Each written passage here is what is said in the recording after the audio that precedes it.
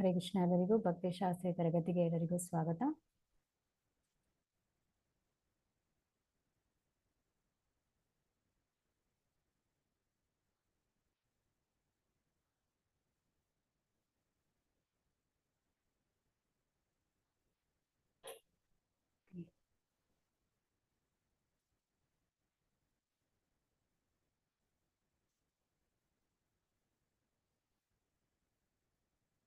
ಇಂದಿನ ತರಗತಿಯನ್ನು ಪ್ರಾರಂಭ ಮಾಡುವ ಮೊದಲಿಗೆ ಪ್ರಾರ್ಥನೆಯನ್ನು ಮಾಡೋಣ.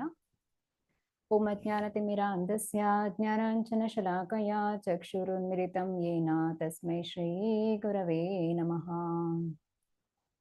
ನಮಃ ಓಂ ವಿಷ್ಣುಪಾದಾಯ ಕೃಷ್ಣಪ್ರೇಷ್ಠಾಯ ಭೂತಲೆ ಶ್ರೀಮತೆ ಭಕ್ತಿವೇದಾಂತ ಸ್ವಾಮಿನಿತಿ ನಾಮಿನೇ. ನಮಸ್ತೆ ಸಾರಸ್ವತೆ ದೇವೆ ಗೌರವಾಣಿ ಪ್ರಚಾರಿಣೆ ನಿರ್ವಿಶೇಷ ಶೂನ್ಯವಾದಿ ಪಾಶ್ಚಾತ್ಯ ದೇಶತಾರಿಣೆ. ಜಯೋ ಶ್ರೀ ಕೃಷ್ಣ ಚೈತನ್ಯ ಪ್ರಭು ನಿತ್ಯಾನಂದ ಶ್ರೀ ಅದ್ವೈತ ಗದಾಧರ ಶ್ರೀಪಾಸಾದಿ ಗೌರ ಭಕ್ತವೃಂದ. ಹರೇ ಕೃಷ್ಣ ಕೃಷ್ಣ ಕೃಷ್ಣ ಹರೇ ಹರೇ, ಹರೇ ರಾಮ ರಾಮ ರಾಮ ಹರೇ ಹರೇ. ಶ್ರೀ ರಾಧಾ ಗೋವಿಂದ ಕಿ ಜಯ, ಶ್ರೀ ಗೌರನಿತಾಯ ಕಿ ಜಯ, ಶ್ರೀಲ ಪ್ರಭುಪಾದ ಕಿ ಜಯ. ಹರೇ ಕೃಷ್ಣ.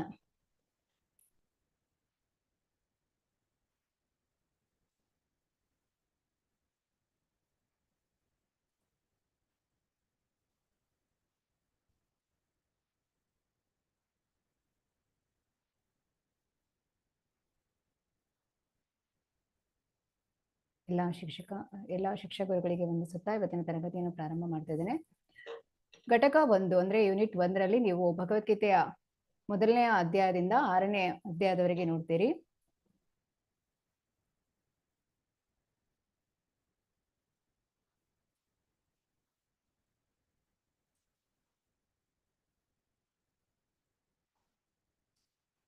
ಇವತ್ತು ಪಾಠ 4 ಅಧ್ಯಾಯ 12 2ನೇ ಅಧ್ಯಾಯದಲ್ಲಿ 12ನೇ ಶ್ಲೋಕದಿಂದ 48ನೇ ಶ್ಲೋಕದವರೆಗೆ ಇವತ್ತು ನಾವು ನೋಡಲಿದ್ದೇವೆ. ಪಾಠ 3ರ ವಿಮರ್ಶೆ. ವರ್ಣಾಶ್ರಮ ಧರ್ಮದ ತತ್ವಗಳನ್ನು ವಿವರಿಸಲಾಯಿತು.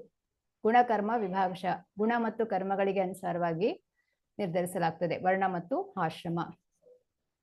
ವರ್ಣಾಶ್ರಮ ಧರ್ಮದ ತತ್ವಗಳಿಗೆ ಅನುಗುಣವಾಗಿ ಅರ್ಜುನನು ಯುದ್ಧ ಮಾಡದೇ ಇರಲು ಕೊಟ್ಟ 4 ಕಾರಣಗಳ ಚರ್ಚೆ.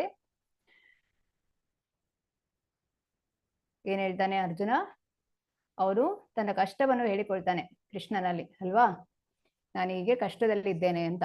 ಮೊದಲನೇದಾಗಿ ಸಹಾನುಭೂತಿ, ಅನುಕಂಪ. ಹೇಳಿದ್ರೆ ತನ್ನವರನ್ನೆಲ್ಲ ಸಾಯಿಸ್ಬೇಕಲ್ಲ ಅಂತ ಹೇಳಿ ಅನುಕಂಪ ತೋರಿಸ್ತಾನೆ. ನಂತರ ಯುದ್ಧದಲ್ಲಿ ಒಂದು ವೇಳೆಗೆ ಇದು ಗೆದ್ರೆ ಆ ಸಂತೋಷವನ್ನು ಯಾರ ಜೊತೆ ಹಂಚ್ಕೊಳ್ಬೇಕು, ಯಾರು ಕೂಡ ಇರೋದಿಲ್ವಲ್ಲ ಅಂತ ಹೇಳ್ತಾನೆ. ಪಾಪದ ಚಟುವಟಿಕೆ ಹೇಳಿದ್ರೆ ಇಷ್ಟೊಂದು ಜನರನ್ನು ಸಾಯಿಸಿದ್ರೆ ಪಾಪ ಬರ್ತದೆ.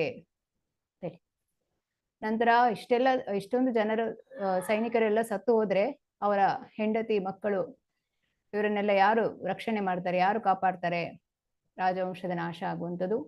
ನಂತರ ಅನಿರ್ಧಾರ, ನಾನು ಅವರ ಕೈಯಲ್ಲಿ ಸಾಯ್ಬೇಕಾ ಅಥವಾ ಅವರನ್ನು ಸಾಯಿಸಿದ್ರೆ ನಾನು ಸಂತೋಷವಾಗಿರೋದಿಲ್ಲ ಅಂತೇಳಿ ಈ ರೀತಿಯಾಗಿ ಏನು ನಿರ್ಧಾರ ತೆಗೆದುಕೊಳ್ಬೇಕು ಅಂತ ಗೊತ್ತಾಗೋದಿಲ್ಲ ಅಂತೇಳಿ ಈಗ ಕೃಷ್ಣನು ಉತ್ತರಿಸ್ತಾನೆ ಅವನ ಅರ್ಜುನನ ಎಲ್ಲಾ ಪ್ರಶ್ನೆಗಳಿಗೆ. ಭಗವಂತ ಮೊದಲಿಗೆ ಹೇಳುವಂಥದ್ದು ಏನಂತೇಳಿ, ನಾನು ಯಾರು ಅಂದ್ರೆ ಅಸ್ತಿತ್ವವನ್ನು ಅರ್ಥ ಮಾಡಿಕೊಳ್ಳುವಂಥದ್ದು. ಈಗ ಚೈತನ್ಯ ಮಹಾಪ್ರಭುಗಳ ಬಳಿ ಸನಾತನ ಗೋಸ್ವಾಮಿ ಅವರು ಹೋಗ್ತಾರೆ. ಅವ್ರು ಕೇಳುವಂಥದ್ದು, ಅವರು 5 ಭಾಷೆಗಳಲ್ಲಿ ಸ್ಕಾಲರ್ ಆಗಿರ್ತಾರೆ, ಅವರು ಪಂಡಿತರಾಗಿರ್ತಾರೆ. ಅವ್ರು ಕೇಳುವಂಥದ್ದು ಕಿಯಾಮಿ, ಜನರೆಲ್ಲರೂ ನನ್ನನ್ನ ಪಂಡಿತ ಅಂತ ಹೇಳ್ತಾರೆ, ಆದ್ರೆ ನನಗೆ ನಾನು ಯಾರು ಅಂತ ಗೊತ್ತಿಲ್ಲ ಅಂತೇಳಿ. ಕಿಯಾಮಿ, ಯಾಕೆ ನಾನು ಈ ಕಷ್ಟದಲ್ಲಿ ಇದ್ದೇನೆ? ಯಾವುದೆಲ್ಲ ಕಷ್ಟಗಳು? ಈ ಒಂದು ತ್ರಿವಿಧವಾದ ಕಷ್ಟಗಳಿರ್ತದೆ, ಆಧ್ಯಾತ್ಮಿಕ, ಆದಿಭೌತಿಕ, ಆದಿ ದೈವಿಕ ಅಂತೇಳಿ. ಈ ಕಷ್ಟಗಳು ಯಾಕೆ ಬರುತ್ತೆ? ಈ ಸಾವು ಯಾಕೆ ಬರುತ್ತೆ? ಈ ರೋಗ ಯಾಕೆ ಬರುತ್ತೆ? ಎಲ್ಲ ಪ್ರಶ್ನೆಗಳು ನಮ್ಗೆ ಬರ್ಬೇಕು. ಸೊ ಪ್ರಶ್ನೆಗಳು ಬಂದ್ರೆ ಮಾತ್ರ ನಮಗೆ ಮುಂದೆ ಆಧ್ಯಾತ್ಮಿಕ ಜ್ಞಾನ ಪಡೆಯೋದಕ್ಕೆ ಅನುಕೂಲ ಆಗುತ್ತೆ. ಸೊ ಈಗ ನಮ್ಮ ಎಲ್ಲಾ ಸಮಸ್ಯೆಗಳಿಗೆ ಕಾರಣ ಏನಂತ ಹೇಳಿದ್ರೆ ನಮಗೆ ನಾನು ಯಾರು ಅಂತೇಳಿ ನಮಗೆ ಗೊತ್ತಿರೋದಿಲ್ಲ. ಹಾಗೆ ಇಲ್ಲಿ ಭಗವಂತ ಈ ಒಂದು ಜ್ಞಾನವನ್ನು ನೀಡುವುದರ ಮೂಲಕ ಈ ತನ್ನ ಉಪದೇಶವನ್ನು ಪ್ರಾರಂಭ ಮಾಡ್ತಾನೆ. ಏನ್ ಹೇಳ್ತಿದ್ದಾನೆ ಭಗವಂತ? ನ ಜಾಯತೆ ಮ್ರಿಯತೆ ವಾ ಕದಾಚಿನ್. ಆತ್ಮಕ್ಕೆ ಯಾವಾಗಲೂ ಹುಟ್ಟು ಎನ್ನುವುದಿಲ್ಲ, ಸಾವು ಎನ್ನುವುದಿಲ್ಲ, ಅದು ನಿರಂತರವಾಗಿ ಇರುವಂತದ್ದು. ಸೊ ಇಲ್ಲಿ ಭಗವಂತ ಹೇಳುವಂಥದ್ದು, ಅರ್ಜುನ ನೀನ್ ಯಾಕೆ ಶೋಕ ಪಡ್ತಾ ಇದೀಯಾ? ಆತ್ಮಕ್ಕೆ ಸಾವಿಲ್ಲ, ಯಾವ್ದ್ರ ಬಗ್ಗೆ ನೀನು ಅನುಕಂಪ ಪಡ್ತಾ ಇದೀಯಾ ಅಂತೇಳಿ. ಈಗ ನೀವು ಇಲ್ಲಿ ಚಿತ್ರದಲ್ಲಿ ನೋಡ್ಬೋದು, ಇಲ್ಲಿ ಏನು ಮಾಡ್ತಾ ಇದ್ದಾನೆ ಇವನು? ಇಲ್ಲಿ ಒಬ್ಬನು ಮುಳುಗ್ತಾ ಇದ್ದಾನೆ, ಅವನು ಅವನ ಬಟ್ಟೆಯನ್ನು ಮಾತ್ರ ಕಾಪಾಡ್ತಾ ಇದ್ದಾನೆ. ಇಲ್ಲಿ ಅರ್ಜುನನ ಅನುಕಂಪ ಅನ್ನುವಂಥದ್ದು ಕೂಡ ಅದೇ ರೀತಿ ಅಂತ ಹೇಳಿದ್ರೆ, ಅವನು ಕೌರವರ ಶರೀರಕ್ಕೆ ಆತನ ಅನುಕಂಪವನ್ನು ಹೊಂದಿದ್ದಾನೆ. ಈಗ ಒಂದು ವೇಳೆ ಅರ್ಜುನ ಕೌರವರನ್ನು ಸಾಯಿಸದೇ ಇದ್ರೆ, ಯುದ್ಧದಲ್ಲಿ ಸಾಯಿಸದೇ ಇದ್ರೆ, ಅವರು ಶಾಶ್ವತವಾಗಿ ಅಂತೂ ಇರೋದಿಲ್ಲ, ಅವರು ಸಾಯಲೇಬೇಕು. ಈಗ ಇಲ್ಲಿ ಪ್ರಶ್ನೆ ಬರುವಂತದ್ದು, ಈ ಸಾವು ಇದು ಹೇಗೆ ಈ ಸಾವು ಬಂದಾಗ ಸ್ವೀಕರಿಸ್ಬೇಕು ಅಂತೇಳಿ, ಯಾವ ರೀತಿಯಾದಂತ ಸಾವು ಬರ್ಬೇಕಂತೇಳಿ, ಇದೆಲ್ಲ ಒಂದು ನಿರೀಕ್ಷೆ ಒಂದು ಪ್ರಶ್ನೆ ಬರುವಾಗ, ಇಲ್ಲಿ ಆ ಯುದ್ಧದಲ್ಲಿ ಬಂದಿರೋರೆಲ್ಲ ಕೃಷ್ಣನ ಎದುರಿನಲ್ಲಿಯೇ ಒಂದು ಪ್ರಾಣವನ್ನು ಬಿಡುವಂಥದ್ದು, ಅದು ಬಹಳ ಶ್ರೇಷ್ಠವಾದಂಥದ್ದು. ಹಾಗೆ ಅರ್ಜುನ ಕೈಯಲ್ಲಿ ಪ್ರಾಣವನ್ನು ಬಿಡ್ತಾರೆ. ಅದನ್ನು ಇಲ್ಲಿ ಹೇಳ್ತಾ ಇದ್ದಾನೆ ಕೃಷ್ಣ. ಏನಂತ ಹೇಳಿದ್ರೆ, ಇಲ್ಲಿ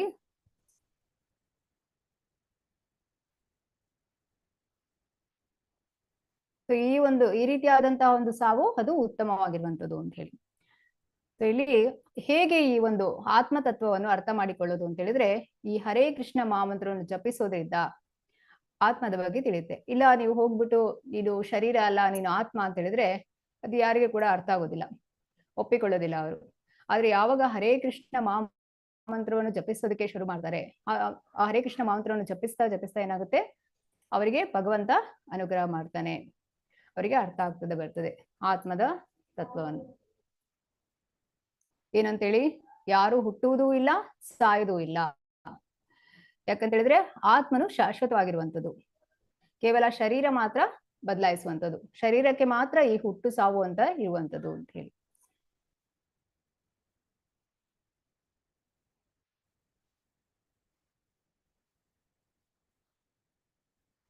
ಧ್ರುವಂ ಜನ್ಮ ಮೃತಸ್ಯ ಚ. ಹುಟ್ಟಿದವನು ಸಾಯಲೇಬೇಕು. ಯಾರೆಲ್ಲ ಹುಟ್ಟಿದಾರೋ ಅವರೆಲ್ಲರೂ ಕೂಡ ಸಾಯಲೇಬೇಕು, ಯಾರು ಕೂಡ ಶಾಶ್ವತವಾಗಿರ್ಲಿಕ್ಕೆ ಸಾಧ್ಯ ಇಲ್ಲ. ಹೇಗೆ ಅಂತ ಹೇಳಿದ್ರೆ, ಈ ಭೌತಿಕ ಪ್ರಪಂಚದಲ್ಲಿ ಯಾವುದೇ ವಸ್ತುಗಳನ್ನು ತೆಗೆದುಕೊಂಡು ಕೂಡ ಅದು ನಾಶ ಆಗ್ಲೇಬೇಕು, ಅದು ಶಾಶ್ವತವಾಗಿರೋದಕ್ಕೆ ಸಾಧ್ಯ ಇಲ್ಲ. ಹಾಗೆ ಈ ಭೌತಿಕವಾದಂತ ಈ ಶರೀರ ಅಂತ ಹೇಳಿದ್ರೆ, ಇದು ಪಂಚಮಹಾಭೂತಗಳಿಂದ ಆಗಿರುವಂತ ಶರೀರ, ಇದು ಕೂಡ ನಾಶ ಹೊಂದಲೇಬೇಕು. ಸೊ ಯಾರಿಗೂ ಕೂಡ ನಾವು ನೀನ್ ಶಾಶ್ವತವಾಗಿ ನಮ್ ಜೊತೆ ಇರು ಅಂತ ಹೇಳೋದಕ್ಕೆ ಆಗೋದಿಲ್ಲ. ಯಾಕಂದ್ರೆ ಹಾಗೆ ಹೇಳಿದ್ರು ಕೂಡ ಅದು ಕಷ್ಟವೇ. ಯಾಕಂತ ಹೇಳಿದ್ರೆ, ಈ ದುಃಖಾಲಯಂ ಅಶಾಶ್ವತ, ಇಲ್ಲಿ ಯಾವಾಗ್ಲೂ ಕೂಡ ದುಃಖವೇ. ಶರೀರದಿಂದ ನಾವು ಆ ಒಂದು ಕಷ್ಟವನ್ನು ಅನುಭವಿಸ್ತಾ ಇರ್ತೇವೆ, ನೋವು ಇದ್ದೇ ಇರ್ತದೆ. ಹಾಗಾಗಿ ನಾವು ಯಾರಿಗಾದ್ರೂ ಕೂಡ ನೀನ್ ಸಾಯ್ಬೇಡ, ನೀನು ಹಾಗೆ ಇರು ಅಂತ ಹೇಳಿ ಅವ್ರಿಗೆ ಹೇಳಿದ್ರೆ ಅದು ಅವರಿಗೆ ವರ ಆಗೋದಿಲ್ಲ, ಅದು ಶಾಪವೇ ಆಗಿಬಿಡುತ್ತೆ ಅಂತ ಹೇಳಿ ಇಲ್ಲಿ ತಿಳಿಯುವಂಥದ್ದು. ಜಾತಸ್ಯ ಹಿ ಧ್ರುವಂ ಮೃತ್ಯು ಧ್ರುವಂ ಜನ್ಮ ಮೃತಸ್ಯ ಚ. ಯಾರು ಹುಟ್ಟಿದಾರೋ ಅವರು ಖಂಡಿತವಾಗಿ ಅವರಿಗೆ ಸಾವು ಖಂಡಿತ. ಸಾಯುವಾಗ ಅವರು ಮುಂದಿನ ಜನ್ಮವನ್ನು ಯೋಚನೆಯನ್ನು ಮಾಡದೇ ಇದ್ರೆ ಏನಾಗುತ್ತೆ, ಮತ್ತೆ ಮುಂದಿನ ಜನ್ಮದಲ್ಲಿ ಅವರು ಈ ಭೌತಿಕ ಪ್ರಪಂಚದಲ್ಲಿ ಹುಟ್ಟಬೇಕಾಗ್ತದೆ. ನಮ್ಮ ಗುರಿ ಅದಲ್ಲ. ನಮ್ಮ ಗುರಿ ಏನಾಗಿರ್ತದೆ, ನಾವು ಭಗವಂತನ ಧಾಮಕ್ಕೆ ಹೋಗ್ಬೇಕು ಅಂತ ಹೇಳಿ. ಸೊ ನಮ್ಮ ಗುರಿ ನಾವು ಭಗವಂತನ ಧಾಮಕ್ಕೆ ಹೋಗ್ಬೇಕು ಅಂತ ಇದ್ರೆ, ನಾವು ಆತ್ಮಕ್ಕೆ ಏನ್ ಬೇಕು ಅದನ್ನೆಲ್ಲ ಒದಗಿಸ್ಕೊಡ್ಬೇಕು ಅಂತ ಹೇಳಿದ್ರೆ ನಾವು ಭಗವಂತನ ಸೇವೆಯನ್ನು ಮಾಡುವಂಥದ್ದು. ಹಾಗೆ ಇಲ್ಲಿ ತಿಳಿಯುವಂಥದ್ದು ಏನಂತ ಹೇಳಿದ್ರೆ, ಅರ್ಜುನ ಯುದ್ಧವನ್ನು ಮಾಡದೇ ಇದ್ರೆ ಏನಾಗುತ್ತೆ, ಅಷ್ಟು ಜನರ ಗುರಿ ಸಾಧನೆ ಆಗೋದಿಲ್ಲ. ಇಷ್ಟು ಜನರು ಕೃಷ್ಣನ ಮುಂದೆ ಅವರ ಗುರಿ ಸಾಧನೆ ಮಾಡಲಿದ್ದಾರೆ. ಸೊ ಹಾಗಾಗಿ ಯುದ್ಧ ಮಾಡುವುದು ಮುಖ್ಯ. ಅರ್ಜುನ ಯುದ್ಧ ಮಾಡಬೇಕು ಅಂತೇಳಿ ಭಗವಂತ ಇಲ್ಲಿ ಹೇಳುವಂಥದ್ದು. ಸೊ ಇಲ್ಲಿ ಭಗವಂತ ಅರ್ಜುನನಿಗೆ ಕೊಡುವಂತ ಜ್ಞಾನ ಉಪದೇಶ ಏನು, ಜಾತಸ್ಯ ಹಿ ಧ್ರುವಂ ಮೃತ್ಯು ಧ್ರುವಂ ಜನ್ಮ ಮೃತಸ್ಯ ಚ. ಹುಟ್ಟಿದವನು ಸಾಯಲೇಬೇಕು, ಅವನು ಮತ್ತೆ ಹುಟ್ಟಲೇಬೇಕು ಅಂತೇಳಿ. ಓದೋರು ಹ್ಯಾಂಡ್ ರೈಸ್ ಮಾಡ್ಬೋದು.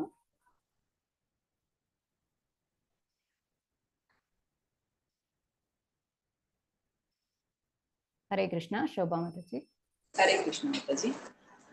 ಜ್ಞಾನ 2.11.30 ಜೀವಿಯು ಇರುವ ಸ್ವರೂಪದ ಕಾರಣದಿಂದ ಅದನ್ನು ಕೊಲ್ಲುವುದು ಸಾಧ್ಯವೇ ಇಲ್ಲ. ಐಹಿಕ ದೇಹವನ್ನು ಬಹುಕಾಲ ಉಳಿಸುವಂತಿಲ್ಲ, ಶಾಶ್ವತವಾಗಿ ರಕ್ಷಿಸುವುದು ಸಾಧ್ಯವಿಲ್ಲ. ಆದುದರಿಂದ ಎರಡು ದೃಷ್ಟಿಗಳಿಂದಲೂ ಶೋಕಕ್ಕೆ ಕಾರಣವೇ ಇಲ್ಲ. 2.18 ಪರ್ಪೋರ್ಟ್. ಹರೇ ಕೃಷ್ಣ ಮಾತಾಜಿ. ಹರೇ ಕೃಷ್ಣ ಮಾತಾಜಿ. ಇಲ್ಲಿ ಭಗವಂತ ಹೇಳುವಂಥದ್ದು, ಈಗ ಈ ಶರೀರ ಮತ್ತೆ ಜೀವಾತ್ಮ, ಈಗ ಜೀವಾತ್ಮ, ಈಗ ಆತ್ಮನಿಗೆ ನೀನು ಶೋಕ ಪಡ್ತಿದ್ಯಾ ಅಂತ ಹೇಳಿದ್ರೆ ಆತ್ಮನಿಗೆ ಸಾವಿಲ್ಲ. ಸರಿ, ನೀನು ಆತ್ಮನಿಗೆ ಶೋಕ ಪಡ್ತಾ ಇಲ್ಲ, ಶರೀರದ ಬಗ್ಗೆ ಶೋಕ ಪಡ್ತಾ ಇದೆಯಾ ಅಂತ ಹೇಳಿದ್ರೆ ಆ ಶರೀರ ಶಾಶ್ವತ ಅಲ್ಲ. ಆ ಶರೀರವನ್ನು ಉಳಿಸ್ಕೊಳ್ಳೋಕೆ ಹೋದ್ರೆ ಪ್ರಕೃತಿ ವಿರುದ್ಧ ಹೋಗೋದಕ್ಕಾಗೋದಿಲ್ಲ. ಒಂದು ಸಮಯ ಬರುವಾಗ ಶರೀರ ನಾಶವಾಗಿಯೇ ಆಗ್ತದೆ. ಅದಕ್ಕೆ ಅರ್ಜುನ ಇಲ್ಲಿ ಭಗವಂತ ಹೇಳುವಂಥದ್ದು ಏನಂತ ಹೇಳಿದ್ರೆ, ಇಲ್ಲಿ ಜ್ಞಾನದ ವಿಚಾರವನ್ನು ಕೊಡ್ತಾ ಇದ್ದಾನೆ ಭಗವಂತ. ಹೇಗೆ ಈ ಜ್ಞಾನವನ್ನು ಪಡೆದಾಗ ಏನಾಗುತ್ತೆ, ನಮಗೆ ಈ ವ್ಯಕ್ತಿಗೆ ವೈರಾಗ್ಯವು ಬರ್ಲಿಕ್ಕೆ ಶುರು ಆಗ್ತದೆ. ಅಂದ್ರೆ ವೈರಾಗ್ಯ ಅಂತ ಹೇಳಿದ್ರೆ ಈ ಭೌತಿಕ ಪ್ರಪಂಚದಲ್ಲಿ ಯಾವುದು ಕೂಡ ಇದು ಶಾಶ್ವತವಲ್ಲ ಅಂತ ಹೇಳಿ ನಮ್ಗೆ ತಿಳಿತಾ ಬರುತ್ತೆ. ಅದರಿಂದ ದೂರ ಆಗೋದಕ್ಕೆ ಪ್ರಯತ್ನವನ್ನು ಮಾಡುವಂಥದ್ದು.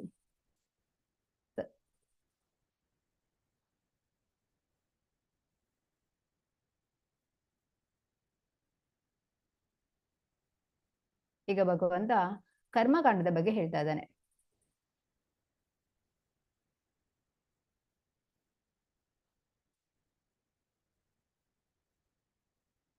ಹರೇ ಕೃಷ್ಣ. ಜ್ಯೋತಿಷ್.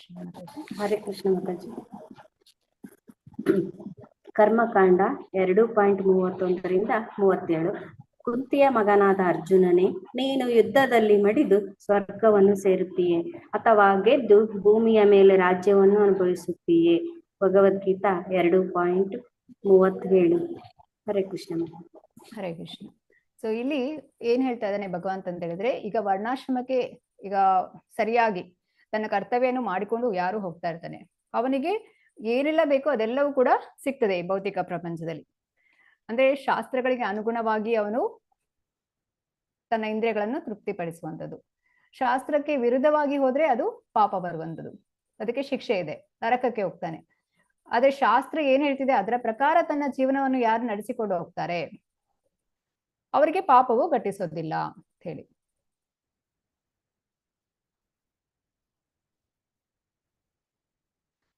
ಅದರಿಂದ ಏನಾಗುತ್ತೆ, ಈ ಚತುರ್ವಿಧ ಪುರುಷಾರ್ಥಗಳು ಪ್ರಾಪ್ತಿಯಾಗ್ತವೆ. ಯಾವುದೆಲ್ಲ? ಧರ್ಮ, ಅರ್ಥ, ಕಾಮ. ಸೊ ಧರ್ಮಾಚರಣೆ ಮಾಡೋದ್ರ ಮೂಲಕ ವ್ಯಕ್ತಿಗೆ ಅರ್ಥವು ದೊರೆಯುತ್ತದೆ.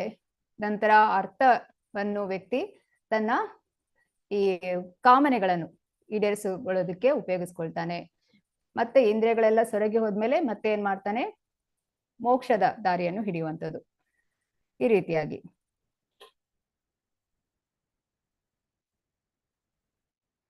ಹಾಗೆ ಇಲ್ಲಿ ಅರ್ಜುನನ ಎರಡನೇ ಪ್ರಶ್ನೆ ಏನು? ಮೊದಲನೇ ಪ್ರಶ್ನೆ ಏನಾಗಿತ್ತು, ಅರ್ಜುನ ಅನುಕಂಪ ಹೇಳ್ತಾನೆ, ಅದಕ್ಕೆ ಭಗವಂತ ಆತ್ಮದ ಜ್ಞಾನವನ್ನು ನೀಡ್ತಾನೆ. ಇಲ್ಲಿ ಎರಡನೇ ಪ್ರಶ್ನೆ ಹೇಳ್ತಾನೆ ಸಂತೋಷ ಇಲ್ಲ ಅಂತ ಹೇಳ್ತಾನೆ ಅರ್ಜುನ.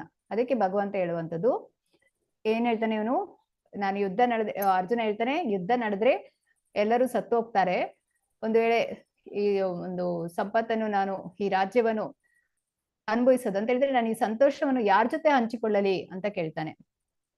ಅದಕ್ಕೆ ಭಗವಂತ ಹೇಳುವಂಥದ್ದು ಏನಂತ ಹೇಳಿದ್ರೆ, ಈಗ ಈ ಒಂದು ಯುದ್ಧದಲ್ಲಿ ನೀನು ಗೆದ್ರೆ ಇಡೀ ರಾಜ್ಯವು ನಿನ್ನದಾಗ್ತದೆ ಅಂತ ಹೇಳಿದ್ರೆ, ನೀನು ಇಲ್ಲಿ ಧರ್ಮ ಯುದ್ಧದಲ್ಲಿ ಗೆದ್ರೆ ಏನಾಗುತ್ತೆ, ನೀನು ರಾಜ್ಯವನ್ನು ಆಳ್ತೀಯ. ಒಂದು ವೇಳೆ ನೀನು ಇಲ್ಲಿ ಮಾಡಿದ್ರೆ ಅಂದ್ರೆ ಸತ್ತು ಹೋದ್ರೆ ನೀನು ಸ್ವರ್ಗವನ್ನು ಸೇರ್ತೀಯ ಅಂತ ಹೇಳಿ, ಅಲ್ಲಿ ನೀನು ಸಂತೋಷವಾಗಿರ್ತೀಯ ಅಂತ ಹೇಳಿ. ಈ ರೀತಿಯಾಗಿ ಸೊ ಕರ್ಮಕಾಂಡ ಅಂತ ಹೇಳಿದ್ರೆ ಏನು, ಇದು ಭಗವಂತನ ಪರಿಶುದ್ಧ ಭಕ್ತರು ಇದನ್ನೋ ಅಂತ ಹೇಳಿದ್ರೆ ಅವರು ಈ ರೀತಿಯಾಗಿ ಎಕ್ಸ್ಪೆಕ್ಟ್ ಮಾಡೋದಿಲ್ಲ. ಅಂದ್ರೆ ನಾನು ಸ್ವರ್ಗಕ್ಕೆ ಹೋಗ್ಬೇಕು ಈ ರೀತಿಯಾಗಿ ಭಕ್ತರು ಎಕ್ಸ್ಪೆಕ್ಟ್ ಮಾಡೋದಿಲ್ಲ. ಬಟ್ ಇಲ್ಲಿ ಕರ್ಮಕಾಂಡದ ವಿಚಾರವಾಗಿ ಹೇಳೋ ಕಾರಣ ಇಲ್ಲಿ ಅರ್ಜುನ ಈ ರೀತಿ, ಇದು ಕೃಷ್ಣ ಈ ರೀತಿಯಾಗಿ ಹೇಳ್ತಾ ಇರೋದು. ಈಗ ಇದಕ್ಕೆ ಉದಾಹರಣೆ ಕೊಡ್ತಾರೆ. ಹೇಗೆ ಅಂತ ಹೇಳಿದ್ರೆ, ಈಗ ನೋಡ್ಬೋದು ನೀವು, ಭಾರತದಲ್ಲಿ ಎಷ್ಟೋ ಜನ ಅನೇಕರು ಯೋಧರಿದ್ದಾರೆ, ಆದ್ರೆ ಎಲ್ಲರಿಗೂ ಕೂಡ ಯುದ್ಧ ಮಾಡ್ಲಿಕ್ಕೆ ಅವಕಾಶ ಸಿಗುತ್ತಾ? ಸಿಗೋದಿಲ್ಲ. ಕೆಲವರಿಗೆ ಮಾತ್ರ ಯುದ್ಧ ಮಾಡ್ಲಿಕ್ಕೆ ಅವಕಾಶ ಸಿಗುತ್ತೆ. ಕೆಲವರು ಸೇನೆಯಲ್ಲಿ ಇದ್ರೂ ಕೂಡ ಅವರ ಅವಧಿ ಮುಗಿದ ನಂತರ ಅವರು ನಿವೃತ್ತಿ ಹೊಂದುತ್ತಾರೆ, ಆದ್ರೆ ಅವ್ರಿಗೆ ಯುದ್ಧ ಮಾಡ್ಲಿಕ್ಕೆ ಅವಕಾಶ ಸಿಗೋದಿಲ್ಲ. ಹಾಗಾಗಿ ಇಲ್ಲಿ ಕೃಷ್ಣ ಹೇಳುವಂಥದ್ದು ಅರ್ಜುನನಿಗೆ, ನಿನಗೆ ಈ ಒಂದು ಅವಕಾಶ ಸಿಕ್ಕಿದೆ, ಇದನ್ನ ನೀನು ಉಪಯೋಗ ಮಾಡಿಕೊಳ್ಬೇಕು ಅಂತೇಳಿ, ಬಳಸಿಕೊಳ್ಬೇಕು ಅಂತ ಹೇಳಿ. ಇಲ್ಲದಿದ್ರೆ ಏನಾಗುತ್ತೆ? 36ನೇ ಶ್ಲೋಕದಲ್ಲಿ ಭಗವಂತ ಹೇಳ್ತಾನೆ,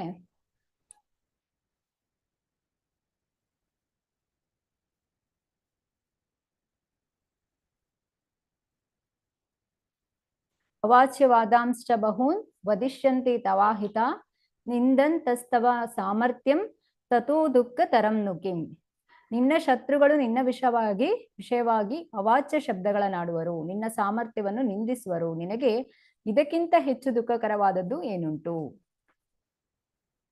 ಸರಿ, ನೀನು ಯುದ್ಧ ಮಾಡುದಿಲ್ಲ ಅಂತೇಳಿ ಹೋಗಿದ್ರೆ ಏನಾಗ್ತದೆ? ನಿನ್ನ ಶತ್ರುಗಳು ನಿನ್ನನ್ನು ನಿಂದಿಸ್ತಾರೆ ಅಂತ ಹೇಳಿ.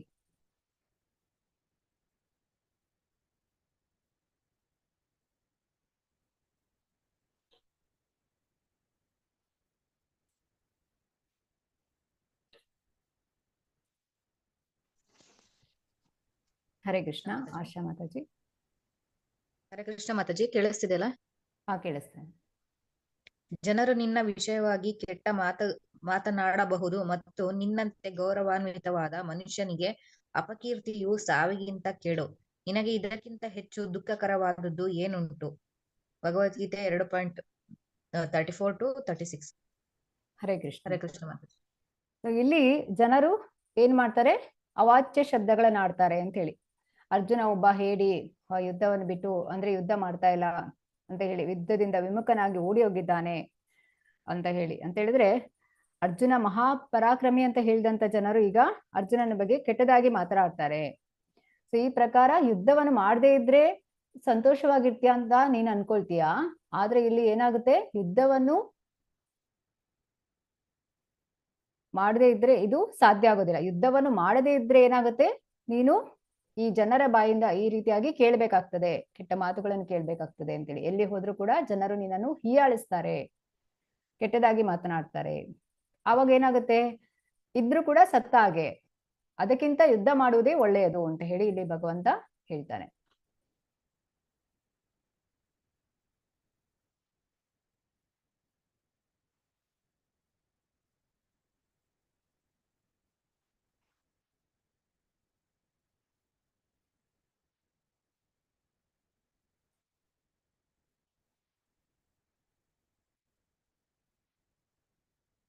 ಹರೇ ಕೃಷ್ಣ. ಹರೇ ಕೃಷ್ಣ. ಹರೇ ಕೃಷ್ಣ ಮಾತಾಜಿ. ಸ್ವರ್ಗದ್ವಾರ ಮಪಾಮೃತಂ. ಹೇ ಪಾರ್ಥ, ಇಂತಹ ಯುದ್ಧ ಮಾಡುವ ಅವಕಾಶಗಳು ತಾವಾಗಿ ಬಂದು ಸ್ವರ್ಗಲೋಕದ ಬಾಗಿಲುಗಳನ್ನು ಯಾವ ಕ್ಷತ್ರಿಯರಿಗಾಗಿ ತೆರೆಯುತ್ತವೆಯೋ ಅಂತಹ ಕ್ಷತ್ರಿಯರು ಸುಖಿಗಳು. ಹರೇ ಕೃಷ್ಣ ಮಾತಾಜಿ, ಧನ್ಯವಾದಗಳು. ಹರೇ ಕೃಷ್ಣ. ಸೊ ಇಲ್ಲಿ ಹೇಳುವಂಥದ್ದು ಏನಂತ ಹೇಳಿದ್ರೆ, ಇಂತಹ ಒಂದು ಭಾಗ್ಯ ಯಾರಿಗೆ ಸಿಕ್ಕಿದೆ? ಅಂತಹ ಕ್ಷತ್ರಿಯರು ನಿಜವಾಗಿಯೂ ಸುಖಿಗಳು ಅಂತ ಹೇಳಿ. ಸೊ ಯುದ್ಧವನ್ನು ಮಾಡುವಂತ ಅವಕಾಶ ಎಲ್ರಿಗೂ ಕೂಡ ಸಿಗೋದಿಲ್ಲ. ಹಾಗಾಗಿ ಈ ಒಂದು ಅವಕಾಶ ನೀನು ಬಳಸಿಕೊಳ್ಬೇಕು ಅರ್ಜುನ ಅಂತ ಹೇಳುವಂಥದ್ದು.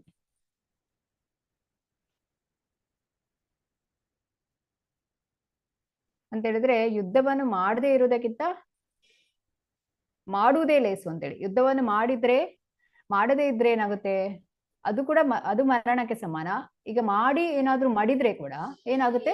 ಸ್ವರ್ಗ ಪ್ರಾಪ್ತಿ ಆಗ್ತದೆ ಅಂತೇಳಿ, ಅದು ಕೂಡ ಲಾಭವೇ ಅಂತೇಳಿ. ಅದರಿಂದ ನಿನಗೆ ಒಳ್ಳೆಯದೇ ಉಂಟಾಗ್ತದೆ. ಸೊ ಯುದ್ಧವನ್ನು ಮಾಡುವಂಥದ್ದೇ ಸರಿ ಅಂತ ಹೇಳಿ ಭಗವಂತ ಹೇಳ್ತಾನೆ.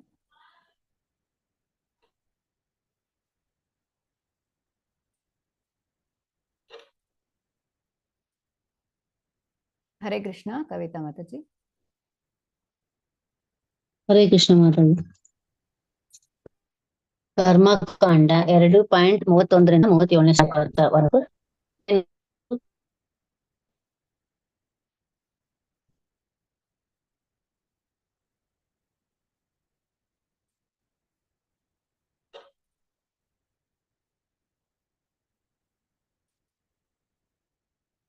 ಹರೇ ಕೃಷ್ಣ. ಜಯಲಕ್ಷ್ಮಿ ಮಾತಾಜಿ. ಹರೇ ಕೃಷ್ಣ. ಕರ್ಮಕಾಂಡ 2.21-37. ನೀನೇನಾದ್ರೂ ಯುದ್ಧ ಮಾಡಬೇಕಾದ ನಿನ್ನ ಸ್ವಧರ್ಮವನ್ನು ಪಾಲಿಸದೇ ಇದ್ದರೆ ನಿನ್ನ ಕರ್ತವ್ಯವನ್ನು ಅಲಕ್ಷ್ಯ ಮಾಡಿದ ಪಾಪಕ್ಕೆ ಹೋಗುತ್ತೀಯೇ. ಯೋಧನಿಗೆ ನಿನ್ನ ಕೀರ್ತಿಯನ್ನು ಕಳೆದುಕೊಳ್ಳುತ್ತೀಯೇ. ಹರೇ ಕೃಷ್ಣ ಮಾತಾಜಿ, ಧನ್ಯವಾದಗಳು. ಧನ್ಯವಾದಗಳು ಮಾತಾಜಿ. ಹರೇ ಕೃಷ್ಣ. ಸೊ ಇಲ್ಲಿ ಅರ್ಜುನ, ನೀನೊಬ್ಬ ಕ್ಷತ್ರಿಯ, ಅಂದ್ರೆ ಕ್ಷತ್ರಿಯನ ಧರ್ಮ ಏನಾಗಿರುತ್ತೆ, ಯುದ್ಧವನ್ನು ಮಾಡುವಂಥದ್ದು. ಸೊ ಯುದ್ಧವನ್ನು ಮಾಡದೇ ಇದ್ರೆ ಏನಾಗುತ್ತೆ, ಅವನ ಧರ್ಮವನ್ನು ಅವನು ಪಾಲಿಸದೇ ಇದ್ದಾಗೆ ಆಗುತ್ತೆ.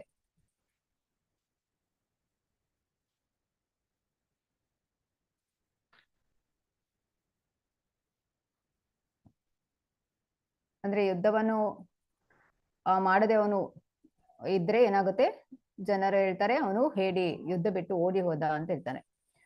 ಇಲ್ಲಿ ಮೂರನೇ ವಿಚಾರ ಅರ್ಜುನ ಹೇಳುವಂಥದ್ದು ಪಾಪ ಬರ್ತದೆ ಅಂತೇಳಿ. ಅಂತ ಹೇಳಿದ್ರೆ ಇಷ್ಟು ಜನರನ್ನು ಸಾಯಿಸಿದ್ರೆ ಪಾಪ ಬರ್ತದೆ ಅಂತ ಹೇಳಿರ್ತಾನಲ್ಲ ಅರ್ಜುನ. ಅದಕ್ಕೆ ಇಲ್ಲಿ ಭಗವಂತ ಹೇಳುವಂಥದ್ದು ಯುದ್ಧವನ್ನು ಮಾಡದೇ ಇದ್ರೆ ಪಾಪ ಬರ್ತದೆ. ಕ್ಷತ್ರಿಯನ ಧರ್ಮ ಏನಾಗಿರ್ತದೆ, ಯುದ್ಧವನ್ನು ಮಾಡುವಂಥದ್ದು. ಅದನ್ನು ನಿರ್ಲಕ್ಷ್ಯ ಮಾಡಿದ್ರೆ ಪಾಪ ಬರುತ್ತೆ ಅಂತ. ಹೇಗೆ ಅಂತ ಹೇಳಿದ್ರೆ, ಈಗ ದೇಶವನ್ನು ಕಾಯುವಂತ ಈಗ ಯೋಧರು ಅವರೇನಾದ್ರೂ ಅದನ್ನ ಬಿಟ್ಟು ಮಧ್ಯದಲ್ಲಿ ಅಂದ್ರೆ ಎದ್ದು ಬಂದ್ರೆ ಈ ಕಡೆ, ಅಂದ್ರೆ ಅದರಿಂದ ವಿಮುಖರಾದ್ರೆ ಏನಾಗುತ್ತೆ ದೇಶದ ಗತಿ. ಸೊ ಅವರು ಅವರ ಜವಾಬ್ದಾರಿಯನ್ನು ಮಾಡ್ಲೇಬೇಕು, ಅವ್ರ ಕರ್ತವ್ಯ ಪಾಲನೆ ಮಾಡ್ಲೇಬೇಕು. ಅದನ್ನು ಮಾಡದೇ ಇದ್ರೆ ಎಷ್ಟೋ ಜನರ ಒಂದು ರಕ್ಷಣೆ ಸಿಗೋದಿಲ್ಲ, ಎಷ್ಟೋ ಜನರಿಗೆ ರಕ್ಷಣೆ ಸಿಗೋದಿಲ್ಲ. ಅಷ್ಟೊಂದು ಜನರು ದುಷ್ಕರ್ಮಿಗಳ ಕೈಯಿಂದ ಅನ್ಯಾಯಕ್ಕೆ ಒಳಗಾಗ್ತಾರೆ. ಹಾಗಾಗಿ ಇಲ್ಲಿ ಯಾರು ಅದಕ್ಕೆ ಮೂಲ ಕಾರಣ ಆಗಿರ್ತಾರೆ ಅವರು ಪಾಪವನ್ನು ಹೊಂದ್ತಾರೆ. ಹಾಗಾಗಿ ಯುದ್ಧವನ್ನು ಮಾಡದೇ ಇದ್ರೆ ನಿನಗೆ ಪಾಪ ಬರುತ್ತೆ ಅಂತ ಹೇಳಿ ಇಲ್ಲಿ ಭಗವಂತ ಹೇಳುವಂಥದ್ದು. ಅಲಕ್ಷ್ಯ ಮಾಡಿದ್ರೆ ನಿನಗೆ ಪಾಪ ಬರುತ್ತೆ, ಮತ್ತೆ ನೀನು ನಿನ್ನ ಕೀರ್ತಿಯನ್ನು ಕಳೆದುಕೊಳ್ತೀಯಾ ಅಂತ ಹೇಳಿ ಭಗವಂತ ಹೇಳುವಂತ ಅರ್ಜುನನಿಗೆ. ಅಪಕೀರ್ತಿಗೆ ಒಳಗಾಗ್ತೀಯಾ ಅಂತ ಹೇಳಿ.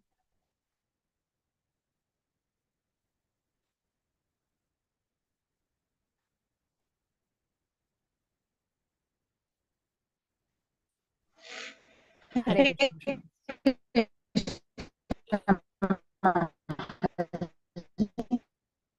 ಓಕೆ, ನಿಮ್ ನೆಟ್ವರ್ಕ್ ಪ್ರಾಬ್ಲಮ್ ಇದೆ.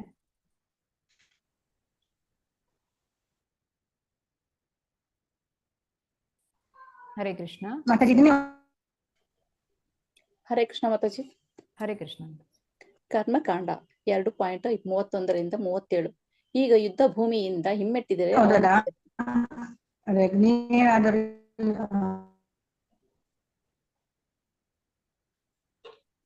ಓದಿ ಸುನೀತಾ ಮಾತಾಜಿ. ಮಾತಾಜಿ. ಈಗ ನೀನು ಯುದ್ಧ ಭೂಮಿಯಿಂದ ಹಿಮ್ಮೆಟ್ಟಿದರೆ ಅವನು ಕ್ಷತ್ರಿಯನಾಗಿ ಸ್ವಧರ್ಮವನ್ನು ಅಲಕ್ಷ್ಯ ಮಾಡುವುದು ಮಾತ್ರವಲ್ಲ, ತನ್ನ ಕೀರ್ತಿಯನ್ನೆಲ್ಲ ಕಳೆದುಕೊಳ್ಳುವನು ಮತ್ತು ನರಕಕ್ಕೆ ರಾಜಮಾರ್ಗವು ಅವನ ಮುಂದೆ ತೆರೆದುಕೊಳ್ಳುತ್ತದೆ. ಇದನ್ನೇ ಬೇರೆ ಮಾತುಗಳಲ್ಲಿ ಹೇಳೋದಾದ್ರೆ, ಅವನು ಯುದ್ಧ ಮಾಡಿದರೆ ನರಕಕ್ಕೆ ಹೋಗೋದಿಲ್ಲ, ಯುದ್ಧ ಮಾಡದಿದ್ದರೂ ನರಕಕ್ಕೆ ಹೋಗುತ್ತಾನೆ. ಹರೇ ಕೃಷ್ಣ ಮಾತಾಜಿ. ಹರೇ ಕೃಷ್ಣ ಮಾತಾಜಿ. ಸೊ ಇಲ್ಲಿ ಭಗವಂತ ಏನ್ ಹೇಳ್ತಾ ಇದ್ದಾನೆ ಅಂತ ಹೇಳಿದ್ರೆ, ಯುದ್ಧವನ್ನು ಮಾಡದೇ ಇದ್ರೆ ಪಾಪ ಬರುತ್ತೆ ಅಂತ ಹೇಳಿ ಅಲ್ವಾ. ಅರ್ಜುನ, ನೀನು ಯುದ್ಧವನ್ನು ಮಾಡದೇ ಇದ್ರೆ ಪಾಪ ಬರುತ್ತೆ, ಯುದ್ಧವನ್ನು ಮಾಡಿದ್ರೆ ನಿನಗೆ ಏನೂ ಆಗೋದಿಲ್ಲ ಅಂತ ಹೇಳಿ. ಈಗ ಯೋಧರು ಏನ್ ಮಾಡ್ತಾರೆ, ಯುದ್ಧವನ್ನು ಮಾಡಿ ಅವರು ಅನೇಕ ಶತ್ರುಗಳನ್ನು ಸಾಯಿಸಿದ್ರೆ ಅವ್ರು ಹಿಂದಕ್ಕೆ ಬರುವಾಗ ಅವರಿಗೆ ಒಂದು ಅಂದ್ರೆ ಪರಮವೀರ ಚಕ್ರ ಇದನ್ನು ಕೊಡ್ತಾರೆ. ಈ ರೀತಿಯಾಗಿ ಅವರನ್ನು ಯಾರು ಕೂಡ ಬೈಯೋದಿಲ್ಲ, ಅವರು ಒಳ್ಳೆ ಕೆಲಸವನ್ನು ಮಾಡಿರ್ತಾರೆ, ಅವರ ದೇಶದ ರಕ್ಷಣೆಯನ್ನು ಮಾಡಿರ್ತಾರೆ. ಹಾಗಾಗಿ ಎಲ್ಲರೂ ಕೂಡ ಅವರನ್ನು ಪ್ರಶಂಸನೆ ಮಾಡ್ತಾರೆ. ಅಂದ್ರೆ ಅವರು ತಮ್ಮ ಸ್ವಾರ್ಥಕ್ಕಾಗಿ ಮಾಡಿರೋದಿಲ್ಲ, ಅದನ್ನ ದೇಶದ ಪ್ರತಿನಿಧಿಯಾಗಿ ಅವರು ದೇಶವನ್ನು ಕಾಯ್ತಿದ್ದಾರೆ. ಸೊ ಅವರಿಗೆ ಆದೇಶವನ್ನು ಕೊಟ್ಟಿದ್ದಾರೆ ಅದನ್ನು ಅವರು ಪಾಲಿಸಿರ್ತಾರೆ. ಸೊ ಅದೇ ಯೋಧ ಬಂದು ತನ್ನ ಮನೆಯಲ್ಲಿ ತನಗೆ ಯಾರಾದ್ರೂ ಆಗದವ್ರು ಇದ್ರೆ ಅವರನ್ನೇನಾದ್ರೂ ಸಾಯಿಸಿದ್ರೆ ಆಗ ಅವರಿಗೆ ಶಿಕ್ಷೆ ಬರುತ್ತೆ ಅದಕ್ಕೆ, ಯಾಕಂದ್ರೆ ಅದು ಅವರ ಸ್ವಾರ್ಥಕ್ಕಾಗಿ ಮಾಡುವಂಥದ್ದು. ಹಾಗಾಗಿ ಇಲ್ಲಿ ಅರ್ಜುನನ್ಗೆ ಹೇಳುವಂಥದ್ದು, ನೀನು ಈ ಯುದ್ಧವನ್ನು ಮಾಡು, ಇದು ನನ್ನ ಆದೇಶ ಆಗಿರ್ತದೆ, ಈಗ ಭಗವಂತನ ಆದೇಶ ಆಗಿರ್ತದೆ ಅದು. ಸೊ ಅದನ್ನ ನೀನು ಮಾಡ್ಬೇಕು ಅಂತ ಹೇಳಿ. ಇದು ನಿನಗೆ ಯಾವುದು ಕೂಡ ಪಾಪ ಘಟಿಸೋದಿಲ್ಲ ಇದರಿಂದ.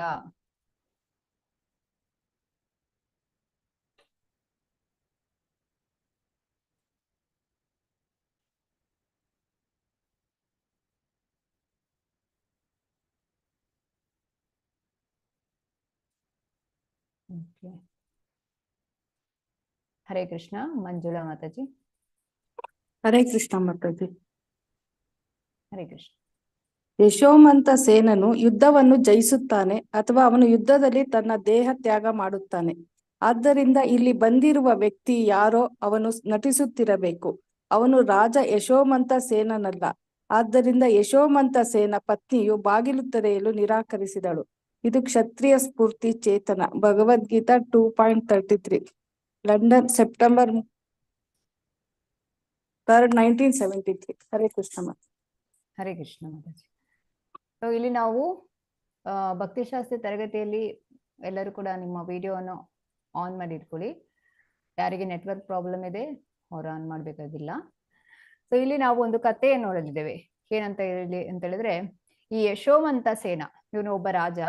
ಅವನು ಯುದ್ಧಕ್ಕೆ ಹೋಗಿರ್ತಾನೆ, ಆದ್ರೆ ಯುದ್ಧದಿಂದ ಮಧ್ಯದಲ್ಲಿ ಬಂದ್ಬಿಡ್ತಾನೆ. ರಿಟರ್ನ್ ಬಂದು ಇಲ್ಲಿ ಇದು ಅರಮನೆಯ ಕೋಟೆ ಬಾಗಿಲು ಹಾಕಿರುತ್ತೆ, ಅದನ್ನ ತೆಗೆಯುವಂತೆ ಪತ್ನಿಗೆ ಹೇಳಿ ಕಳಿಸ್ತಾನೆ. ಪತ್ನಿಗೆ ಹೇಳಿ ಕಳಿಸಿದಾಗ ಈ ಪತ್ನಿ ಏನ್ ಮಾಡ್ತಾಳೆ ಅಂತಂದ್ರೆ, ರಾಜನ ಪತ್ನಿ ಆಲೋಚನೆ ಮಾಡುವಂಥದ್ದು ಏನಂತ ಹೇಳಿದ್ರೆ, ಇಲ್ಲಿ ಯಶೋವತ ಅಂದ್ರೆ ರಾಜ ಬರ್ಲಿಕ್ಕೆ ಸಾಧ್ಯವೇ ಇಲ್ಲ. ಯಾಕಂತ ಹೇಳಿದ್ರೆ ಒಂದವನು ಯುದ್ಧದಲ್ಲಿ ವಿಜಯಶಾಲಿಯಾಗಿ ಬರ್ಬೇಕು, ಇಲ್ಲ ಅಂತ ಹೇಳಿದ್ರೆ ಅವನ ಮೃತ ಶರೀರ ಬರ್ಬೇಕು. ಇದು ಬಂದಿರೋದು ಯಾರೋ ಕಪಟಿಯಾಗಿದ್ದಾರೆ ಅಂತೇಳಿ. ಈ ರೀತಿಯಾಗಿ ಕ್ಷತ್ರಿಯರ ಒಂದು ವೀರ ಸ್ವಭಾವ, ಯುದ್ಧಕ್ಕೆ ಯಾವತ್ತೂ ಕೂಡ ಅವರು ವಿಮುಖರಾಗೋದಿಲ್ಲ ಅಂತ ಹೇಳಿ ನಾವು ಇಲ್ಲಿ ನೋಡ್ಬೋದು. ಕ್ಷತ್ರಿಯನ ಒಂದು ಲಕ್ಷಣವನ್ನು ಇದನ್ನು ಇಲ್ಲಿ ಪ್ರಭುಪಾದರು ತಿಳಿಸ್ತಾರೆ.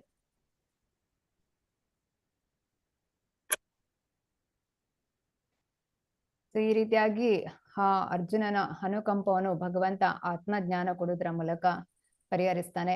ನಂತರ ಸಂತೋಷವಿಲ್ಲ ಅಂತ ಅರ್ಜುನ ಹೇಳ್ತಾನೆ. ಅದಕ್ಕೆ ಕರ್ಮಕಾಂಡದ ವಿಚಾರವಾಗಿ ಇಲ್ಲಿ ಹೇಳುವಂಥದ್ದು, ನೀನು ಯುದ್ಧವನ್ನು ಮಾಡಿ ಅದರಲ್ಲಿ ನೀನು ಗೆದ್ರೆ ನಿನಗೆ ರಾಜ್ಯ ಸಿಗ್ತದೆ, ಸೋತ್ರೆ ನೀನು ಅಂದ್ರೆ ಸ್ವರ್ಗಕ್ಕೆ ಹೋಗ್ತಿ ಅಂತ. ಈ ರೀತಿಯಾಗಿ ಸತ್ರೆ ಸ್ವರ್ಗ, ಗೆದ್ರೆ ರಾಜ್ಯ. ಸೊ ಯಾವುದೇ ಪಾಪ ಪ್ರತಿಕ್ರಿಯೆಗಳು ಬರೋದಿಲ್ಲ. ಯಾಕಂದ್ರೆ ಹೇಳಿದ್ರೆ ಭಗವಂತನ ಆದೇಶವನ್ನು ಪಾಲಿಸೋದ್ರಿಂದ ಯಾವುದೇ ಪಾಪ ಘಟಿಸೋದಿಲ್ಲ.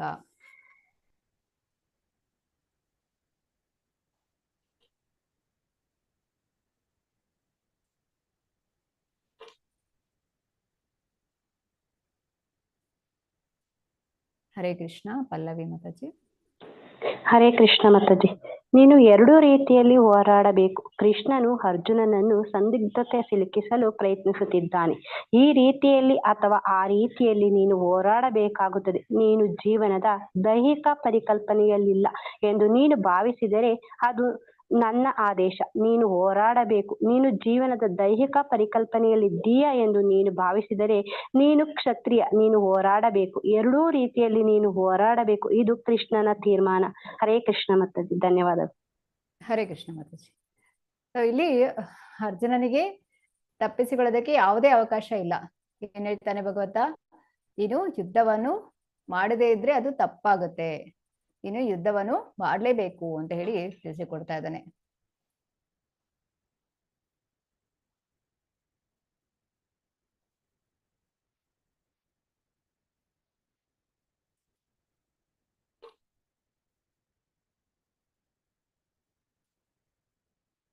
ಹರೇ ಕೃಷ್ಣ. ರಶ್ಮಿ ಮಾತಾಜಿ.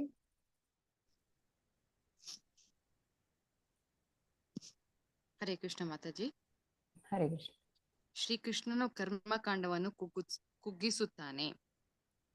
ಜೋರಾಗಿ ಹೇಳಿ, ಕೇಳ್ತಾ ಇಲ್ಲ. ಮಾತಾಜಿ ಕೇಳಿಸ್ತಿಲ್ವಾ ಮಾತಾಜಿ? ಜೋರಾಗಿ ಹೇಳಿ ಅಂತ. ಮಾತಾಜಿ ಜೋರಾಗಿ ಹೇಳ್ತಾ ಇದ್ದೀನಿ ಮಾತಾಜಿ. ಅಷ್ಟೇ ಮಾತಾಜಿ, ಆಗಲ್ವಾ ಮಾತಾಜಿ? ಕೇಳಿಸ್ತಿಲ್ವಾ ಮಾತಾಜಿ? ಆಯ್ತು, ಓದಿ. ಯಮಾಮಿಮಾಂ ಶ್ಚಿತಾಂ ವಾಚಂ ಪ್ರವಚನಂ ವಿಶೇಷ್ಯತಾಂ ವೇದವಾತರಂ ತ ಪಾರ್ಥ. ಅಲ್ಪಜ್ಞಾನಿಗಳಾದವರು ವೇದಗಳಲ್ಲಿಯೂ ವಿನಂತಹ ಮಾತುಗಳಿಗೆ ಮೋಹಗೊಳ್ಳುತ್ತಾರೆ. ಈ ಮಾತುಗಳು ಸ್ವರ್ಗಲೋಕಗಳ ಪ್ರಾಪ್ತಿ, ಒಳ್ಳೆಯ ಜನ್ಮ, ಅಧಿಕಾರ ಮೊದಲಾದವುಗಳಿಗಾಗಿ ಹಲವಾರು ಕಾಮ್ಯ ಕರ್ಮಗಳನ್ನು ಶಿಫಾರಸು ಮಾಡುತ್ತಾರೆ. ಹರೇ ಕೃಷ್ಣ ಮಾತಾಜಿ. ಹರೇ ಕೃಷ್ಣ. ಇಲ್ಲಿ ಕರ್ಮಕಾಂಡದ ಬಗ್ಗೆ ಈಗ ಹೇಳಿದಂತ ಭಗವಂತ ಈಗ ಕರ್ಮಕಾಂಡವನ್ನು ಏನ್ ಮಾಡ್ತಾ ಇದ್ದಾನೆ, ಅದನ್ನ ಕಡಿಮೆ ಮಾಡಿ ಹೇಳ್ತಾ ಇದ್ದಾನೆ.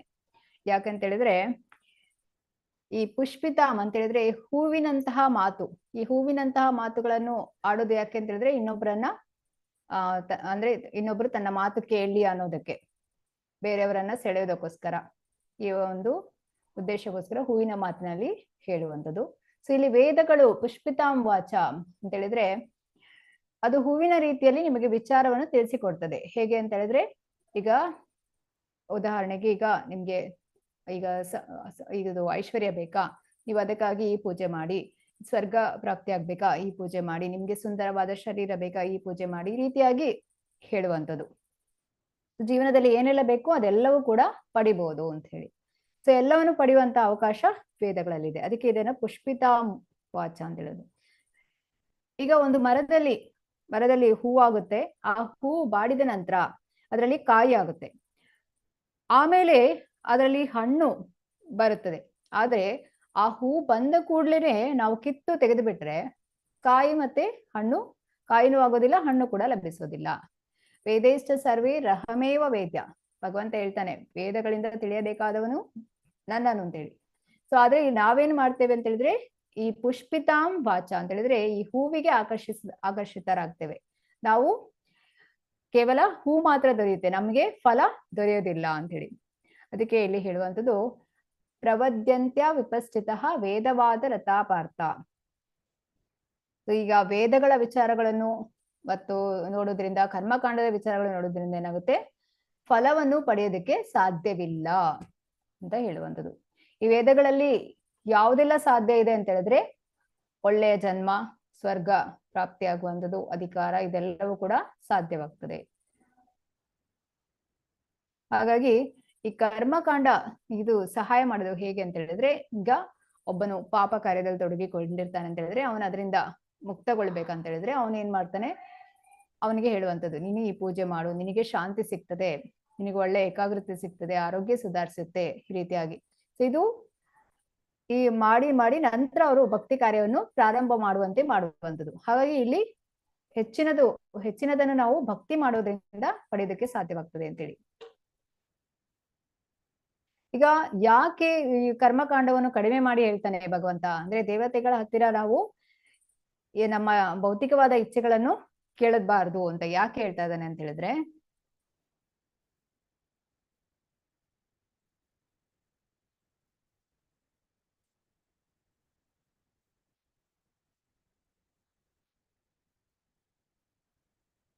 ಹರೇ ಕೃಷ್ಣ. ವಿನೀತಾ ಮಾತಾಜಿ. ಹ ಮಾತಾಜಿ. ತ್ರೈಗುಣ್ಯ ವಿಷಯ ವೇದ ನಿಶ್ತ್ರೈಚ ಗುಣ್ಯೋ ಭವ ಅರ್ಜುನ. ವೇದಗಳು ಮುಖ್ಯವಾಗಿ ಭೌತಿಕ ಪ್ರಕೃತಿಯ 3 ಗುಣಗಳ ವಿಷಯದೊಂದಿಗೆ ವ್ಯವಹರಿಸುತ್ತವೆ. ಓ ಅರ್ಜುನ, ಈ 3 ಗುಣಗಳನ್ನು ಮೀರಿದವನಾಗು. ಭಗವದ್ಗೀತಾ 2.45. ಹರೇ ಕೃಷ್ಣ. ಹರೇ ಕೃಷ್ಣ. ಧನ್ಯವಾದ. ಸೊ ಇಲ್ಲಿ 3 ಗುಣಗಳ ವಿಚಾರವಾಗಿ ವೇದಗಳು ಹೇಳುವಂಥದ್ದು. ಯಾವುದೆಲ್ಲ 3 ಗುಣಗಳು? ಸತ್ವಗುಣ, ರಜೋಗುಣ, ತಮೋಗುಣ. ಈಗ ಸತ್ವಗುಣದಲ್ಲಿದ್ರೆ, ಸತ್ವಗುಣನು ಹೊಂದಿದ್ರೆ ಅವನು ಬ್ರಾಹ್ಮಣನಂತೆ ಜೀವನವನ್ನು ಮಾಡುವಂಥದ್ದು. ಈಗ ರಜೋಗುಣದಲ್ಲಿದ್ರೆ ಕ್ಷತ್ರಿಯನಂತೆ ಜೀವನ ಮಾಡುವಂಥದ್ದು. ಹಾಗೆ ರಜೋಗುಣ ತಮೋಗುಣ ಇದ್ರೆ ವೈಶ್ಯನಂತೆ, ನಂತರ ತಮೋಗುಣದಲ್ಲಿದ್ರೆ ಶೂದ್ರನಂತೆ. ಸೊ ಈ ರೀತಿಯಾಗಿ ಅವರು ಜೀವನವನ್ನು ಮಾಡ್ತಾ ಇವರಿಗೆ ಒಂದು ಆಧ್ಯಾತ್ಮಿಕ ಜೀವನ ಮಾಡ್ಲಿಕ್ಕೆ ಅವರಿಗೆ ಸಾಧ್ಯವಾಗ್ತದೆ, ಅವಕಾಶ ಮಾಡಿಕೊಡಲಾಗ್ತದೆ. ಸೊ ಯಾವ ಗುಣಕ್ಕೆ ಒಳಪಟ್ಟಿರ್ತಾರೆ, ಯಾವ ಗುಣದಲ್ಲಿ ಬದುಕ್ತಾ ಇರ್ತಾರೆ, ಅದರಿಂದ ಆ ಗುಣದಿಂದ ಆಚೆ ಬರುವಂಥದ್ದು ಅಂದ್ರೆ ಈ 3 ಗುಣಗಳನ್ನು ಮೀರಿ ಬರ್ಬೇಕು, ಶುದ್ಧ ಸತ್ವಕ್ಕೆ ಬರ್ಬೇಕು. ಸೊ ಇದಕ್ಕೆ ಒಂದು ಉದಾಹರಣೆ ಕೊಡ್ಲಾಗ್ತದೆ. ಏನಂತ ಹೇಳಿದ್ರೆ, ಈಗ ನಿಮಗೆ ಈಗ ಒಂದು 3 ಕೋಳ ಕೊಡ್ತಾರೆ ಅಂತ ಹೇಳಿದ್ರೆ, ಚಿನ್ನದ ಕೈಕೋಳ ಅಥವಾ ಬೆಳ್ಳಿಯ ಕೈಕೋಳ ಅಥವಾ ಕಬ್ಬಿಣದ ಕೈಕೋಳ ಕೊಡ್ತಾರೆ ಅಂದ್ಕೊಳ್ಳಿ. ಆಗ ಆ 3 ಕೈಕೋಳ ಕೂಡ ಅದು ಬಂಧನಕ್ಕೆ ದಾರಿ ಆಗುತ್ತೆ. ಸೊ ನಮಗೆ ಅದರಿಂದ ಬಿಡುಗಡೆ ಹೊಂದಬೇಕು, ಈ ಬಂಧನದಿಂದ ಆಚೆ ಬರ್ಬೇಕು. ಸೊ 3 ಗುಣಗಳನ್ನು ಮೀರಿ ಬರ್ಬೇಕು ಅಂತ ಹೇಳಿ. ಈಗ ತಮೋ ಗುಣದಲ್ಲಿ ಬಂಧಿತನಾಗಿದ್ರೆ ಏನಾಗುತ್ತೆ, ಅವನಲ್ಲಿ ಆಲಸ್ಯ ಹೆಚ್ಚಾಗಿರುತ್ತದೆ. ಸತ್ವಗುಣದಲ್ಲಿ ವ್ಯಕ್ತಿ ಹೆಚ್ಚಾಗಿ ಆನಂದದಲ್ಲಿರ್ತಾನೆ, ಮತ್ತೆ ಅವನಿಗೆ ಆಲಸ್ಯ ಉಂಟಾಗಿ ಅವನ ತಮೋ ಗುಣಕ್ಕೆ ಬರ್ಬೋದು. ಇನ್ನು ರಜೋಗುಣದಲ್ಲಿದ್ರೆ ಅವನಿಗೆ ಒಳ್ಳೆ ಜ್ಞಾನ ಇರ್ಬೋದು, ಅವನಿಗೆ ಅಹಂಕಾರ ಬರ್ಬೋದು, ಮತ್ತೆ ಅವನು ಆ ಒಂದು ಸತ್ವಗುಣದಿಂದ ರಜೋಗುಣಕ್ಕೆ ಬರುವಂಥದ್ದು, ಈ ರೀತಿಯಾಗಿ. ಹಾಗಾಗಿ ನಮಗೆ ಯಾವ ಈ ಒಂದು ಸತ್ವಗುಣ ಆಗ್ಲಿ, ರಜೋಗುಣ ಆಗ್ಲಿ, ತಮೋಗುಣ ಆಗ್ಲಿ, ಇದೆಲ್ಲವೂ ಕೂಡ ಬಂಧನಕ್ಕೆ ದಾರಿಯಾಗುತ್ತೆ. ಸೊ ಆ 3 ಗುಣಗಳನ್ನು ನಾವು ಮೀರಿ ಬರ್ಬೇಕು ಅಲ್ಲಿ ಹೇಳುವಂಥದ್ದು. 3 ಗುಣಗಳನ್ನು ಮೀರಿದವನಾಗಬೇಕು ಅಂತೇಳಿ. ತ್ರೈಗುಣ್ಯ ವಿಷಯ ವೇದ ನಿಸ್ತ್ರೈಗುಣ್ಯೋ ಭವಾರ್ಜುನ. ನಿಸ್ತ್ರೈಗುಣ್ಯೋ ಅಂತ ಆಗ್ಬೇಕು ಅಂತ. ನಿರ್ದ್ವಂದ್ವೋ ನಿತ್ಯ ಸತ್ವಸ್ಥ ನಿರ್ಯೋಗಕ್ಷೇಮ ಆತ್ಮವಾನ್. ಈ ಮೂರು ಗುಣಗಳನ್ನು ಮೀರಿ ನಿಲ್ಲುವಂತನಾಗು. ಹೇಗೆ ಈ ಮೂರು ಗುಣಗಳನ್ನು ಮೀರುವಂತದ್ದು? ಭಕ್ತಿ ಯೋಗವನ್ನು ಮಾಡೋದ್ರಿಂದ. ಹಾಗಾಗಿ ಇಲ್ಲಿ ಭಗವಂತ ಹೇಳುವಂಥದ್ದು ಈ ಒಂದು ಕರ್ಮಕಾಂಡವನ್ನು ಕುಗ್ಗಿಸಿ ಹೇಳುವಂಥದ್ದು. ಮೊದಲನೇದಾಗಿ ಹೇಳುವಂಥದ್ದು ಭಗವಂತ ಕರ್ಮಕಾಂಡದ ಬಗ್ಗೆ ಹೇಳಿದ್ರೆ, ಗೆದ್ರೆ ರಾಜ್ಯ ಸತ್ರೆ ಸ್ವರ್ಗ ಅಂತ.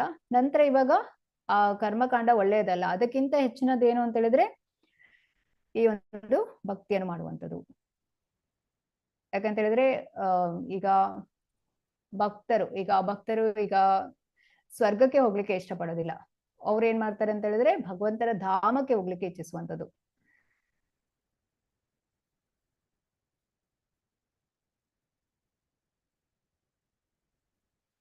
ಈಗ ನಿಮಗೊಂದು ಇಲ್ಲಿ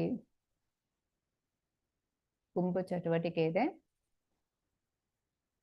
ಭಗವದ್ಗೀತೆಯ ಈಗ 2ನೇ ಅಧ್ಯಾಯದ 45 ಮತ್ತು 46ನೇ ಶ್ಲೋಕಗಳು ಮತ್ತು ಭಾವಾರ್ಥಗಳನ್ನು ಓದಿಕೊಂಡು ಪ್ರಶ್ನೆಯಲ್ಲಿ ನಾವು ಕೃಷ್ಣ ಪ್ರಜ್ಞೆಯಲ್ಲಿ ಕೆಲವು ಕರ್ಮಕಾಂಡ ವಿಚಾರಗಳನ್ನು ಆಚರಣೆ ಮಾಡ್ತಿದ್ದೇವ.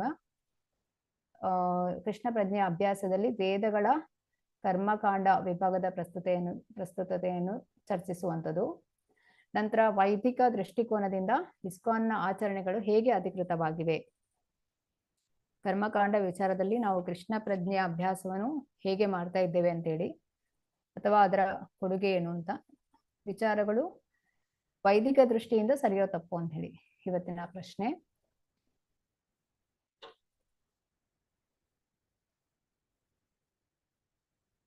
ಇಲ್ಲಿ 29 ಜನ ಇದ್ದೀರಿ.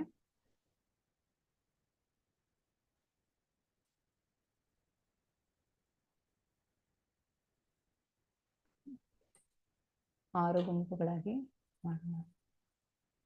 ಯಾರಿಗಾದ್ರೂ ಪ್ರಶ್ನೆ ಇದೆಯಾ? ಪ್ರಶ್ನೆ ಅರ್ಥ ಆಯ್ತಾ?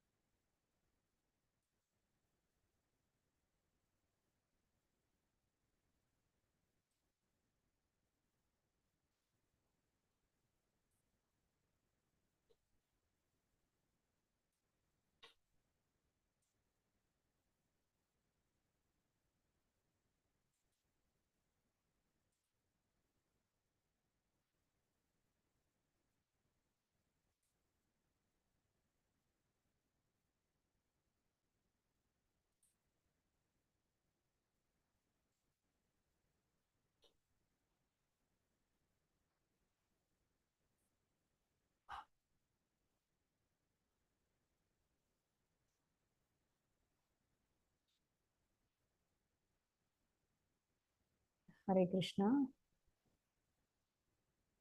ನಿಮಿಷ ರೆಕಾರ್ಡ್ ರೂಮ್ಸ್ ಮಾಡುವ.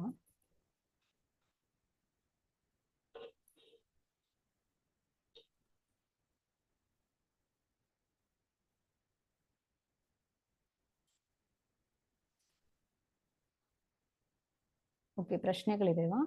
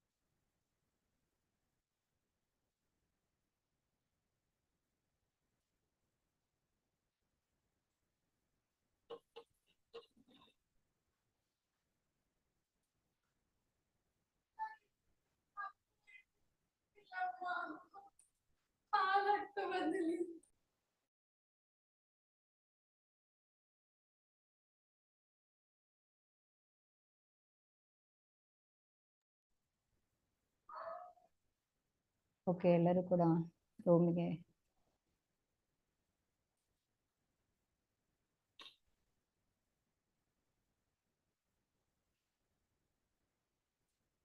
ನಿಮಗೆ 3 ನಿಮಿಷಗಳ ಕಾಲ ಇರುತ್ತೆ.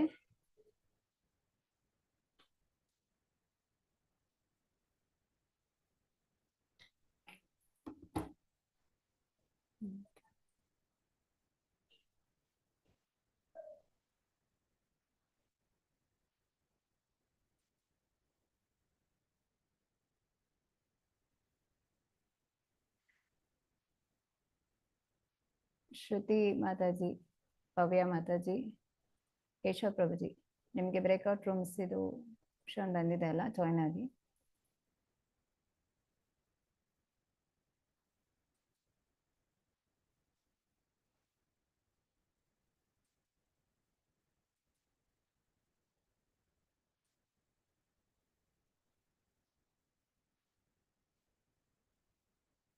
नमो विष्णुपदाय कृष्णप्रेष्ठाय भूतले श्रीमते भक्तिवेदान्तस्वामी इति नामिने। नमस्ते सरस्वती देवी गौरवाणि प्रचारिणे निर्विशेष शून्यवादी आस्तत्यादिशतारिणे। जय श्री कृष्ण चैतन्य प्रभु नित्यानंद श्री अद्वैता गदाधर श्रीवासादि गौर भक्तवृंद। हरे कृष्णा कृष्ण कृष्ण हरे हरे, हरे राम राम राम हरे हरे। हरे कृष्णा कृष्ण कृष्ण हरे हरे, हरे राम राम राम हरे हरे। हरे कृष्णा कृष्ण कृष्ण हरे हरे, हरे राम राम राम हरे हरे। हरे कृष्णा कृष्ण कृष्ण हरे हरे, हरे राम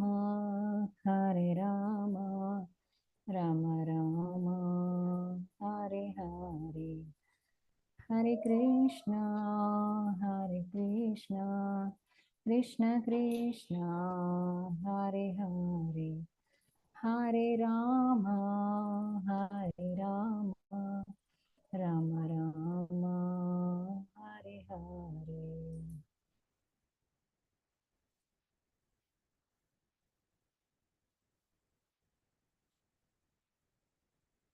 हरे कृष्णा कृष्ण कृष्ण हरे हरे, हरे राम राम राम हरे हरे। हरे कृष्णा कृष्ण कृष्ण हरे हरे, हरे राम राम राम हरे हरे। हरे कृष्णा कृष्ण कृष्ण हरे हरे, हरे राम राम राम हरे हरे।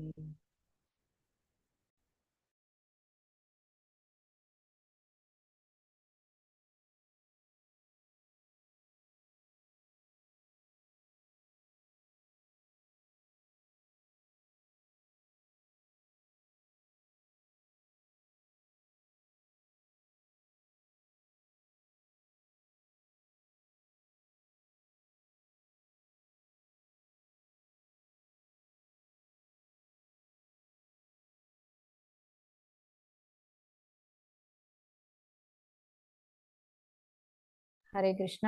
ಅಟೆಂಡೆನ್ಸ್ ಲಿಂಕ್ ಅನ್ನು ಶೇರ್ ಮಾಡಿದ್ದೇನೆ, ಎಲ್ಲರೂ ಕೂಡ ಅಟೆಂಡೆನ್ಸ್ ಕೊಡಿ. 1 ನಿಮಿಷಗಳ ಕಾಲಾವಕಾಶ ಇರುತ್ತೆ.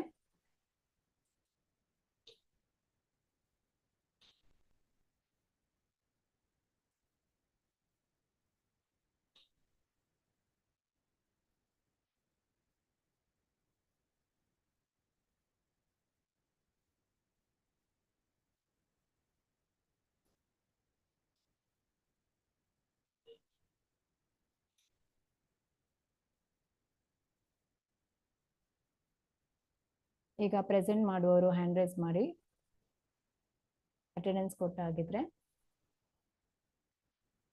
2 ನಿಮಿಷಗಳ ಕಾಲ ನಿಮಗೆ ಪ್ರೆಸೆಂಟ್ ಮಾಡ್ಲಿಕ್ಕೆ ಅವಕಾಶ ಇರುತ್ತೆ.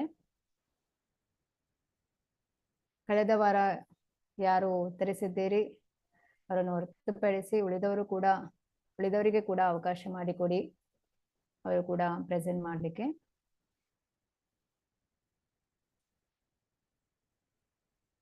ಮಥುರಾ ಮಾತಾಜಿ ಅನ್ಮ್ಯೂಟ್ ಮಾಡಿ.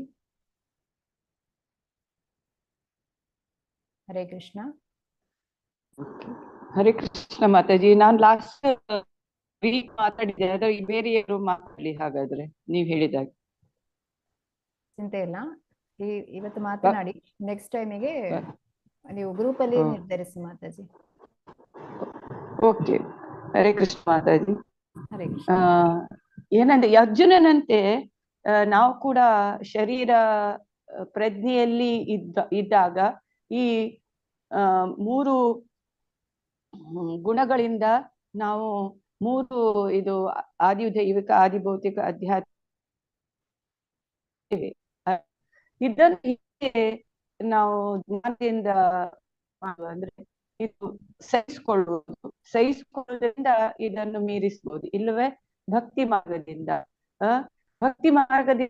ಭಕ್ತಿಯಿಂದ ಇಲ್ವೇ ಯಾಕೆ ನಾವು ಕಷ್ಟಪಡ್ತಾ ಇದ್ದೀವಿ, ಯಾಕೆ ನಮ್ಗೆ ಈ ಸುಖ ಬರ್ತಾ ಎನ್ನುವುದು ಜ್ಞಾನ ಇದ್ರೆ, ಇದನ್ನು ಹೀಗೆ ಭಗವಂತನ ಒಂದು ಕೃಪೆ ಇದ್ರೆ ಮಾತ್ರ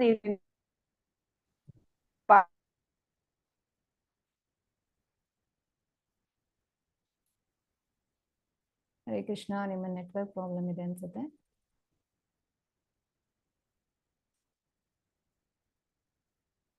ಸಂಗೀತ ನಾಮ ಜಪ ಆತ್ಮದ ಸ್ವರೂಪ ಗೊತ್ತಾಗೋದು.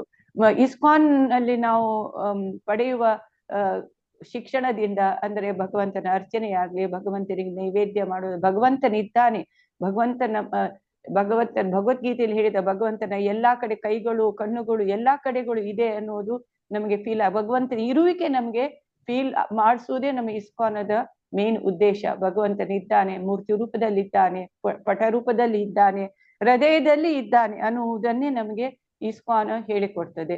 ಮತ್ತೆ ಗುರುವಿನ ಮಾರ್ಗದರ್ಶನ, ಸತ್ಸಂಗ, ಭಗವದ್ಗೀತಾ ಪಠನ, ಭಾಗವತ, ಇದರಿಂದ ನಮ್ಗೆ ಈ ಭಕ್ತಿ ಮಾರ್ಗದಲ್ಲಿ ಹೇಗೆ ಮುಂದುವರಿಯುವುದು, ಇಲ್ಲ ಆತ್ಮದ ಸ್ವರೂಪ, ಭಗವಂತನ ಸ್ವರೂಪ ನಮಗೆ ಗೊತ್ತಾಗ್ತದೆ. ಹರೇ ಕೃಷ್ಣ. ಹರೇ ಕೃಷ್ಣ ಮಾತಾಜಿ, ಧನ್ಯವಾದಗಳು. ಶೋಭಾ ಮಾತಾಜಿ. ಹರೇ ಕೃಷ್ಣ ಮಾತಾಜಿ. ಹರೇ ಕೃಷ್ಣ. ನಮ್ ಗ್ರೂಪ್ ಅಲ್ಲಿ 5 ಜನ ಇದ್ವು. ಲೈಕ್ ಜಯಲಕ್ಷ್ಮಿ ಆಚಾರ್ಯ ಮತ್ತು ರೂಮ್ ನಂಬರ್ 4 ಜಯಲಕ್ಷ್ಮಿ ಆಚಾರ್ಯ, ರಶ್ಮಿ ಹರೀಶ್ ಬಾಬು, ಅಭಿನವೇಶ್ವರ ಗೌರವದಾಸ್, ಸುನೀತಿ ಯೋಗಿ ಮಾತಾಜಿ. ಅವ್ರು ಹೇಳಿದ ಪ್ರಕಾರ ತ್ರೈಗುಣ್ಯ, ಜಯಲಕ್ಷ್ಮಿ ಮಾತಾಜಿ ಅವ್ರು ಹೇಳಿದ್ರು ತ್ರೈಗುಣ್ಯಗಳನ್ನು ಮೀರಿದವನಾಗ್ಬೇಕು ಅಂತ ಹೇಳಿದ್ರು. ನೀವೇ ಅದಕ್ಕೊಂದು ಶ್ಲೋಕ ಹೇಳಿದ್ರಿ. ತ್ರೈಗುಣ್ಯ ವಿಷಯ ವೇದ ನಿಸ್ತ್ರೈಗುಣ್ಯೋ ಜನಾರ್ದನ. ವೇದಗಳು ಮುಖ್ಯವಾಗಿ ಭೌತಿಕ ಪ್ರಕೃತಿಯ 3 ಗುಣಗಳ ವಿಷಯದೊಂದಿಗೆ ವ್ಯವಹರಿಸುತ್ತವೆ. ಓ ಅರ್ಜುನ, ಈ 3 ಗುಣಗಳನ್ನು ಮೀರಿದವನಾಗೋ. ನಾವ್ ಯಾವಾಗ 3 ಗುಣಗಳನ್ನು ಮೀರಿದವರಾಗ್ತೀವಿ, ಆಗ ನಾವು ಭಗವಂತನನ್ನ ಸೇರೋದಕ್ಕೆ, ನಾವು ಅವರನ್ನ ಸಾಕ್ಷಾತ್ಕಾರವಾಗಿ ನೋಡೋದಕ್ಕೆ, ನಾವು ಭಕ್ತಿ ಮಾಡೋದಕ್ಕೆ ನಾವು ಅರ್ಹತೆಯನ್ನ ಪಡ್ಕೋತೀವಿ ಅನ್ನೋದ್ರ ಬಗ್ಗೆ ಅದನ್ನ ನಾವು ತಿಳ್ಕೊಂಡು ಹೇಳ್ತಾ ಇದೀವಿ ಮಾತಾಜಿ. ನಾವು ತ್ರೈಗುಣ್ಯಗಳನ್ನ ಮೀರಿದವರಾಗ್ಬೇಕು. ಮತ್ತೆ ಕರ್ಮ ಮಾಡ್ಬೇಕು, ಕರ್ಮ ಫಲ ಅಪೇಕ್ಷೆ ನಾವು ಮಾಡಬಾರ್ದು.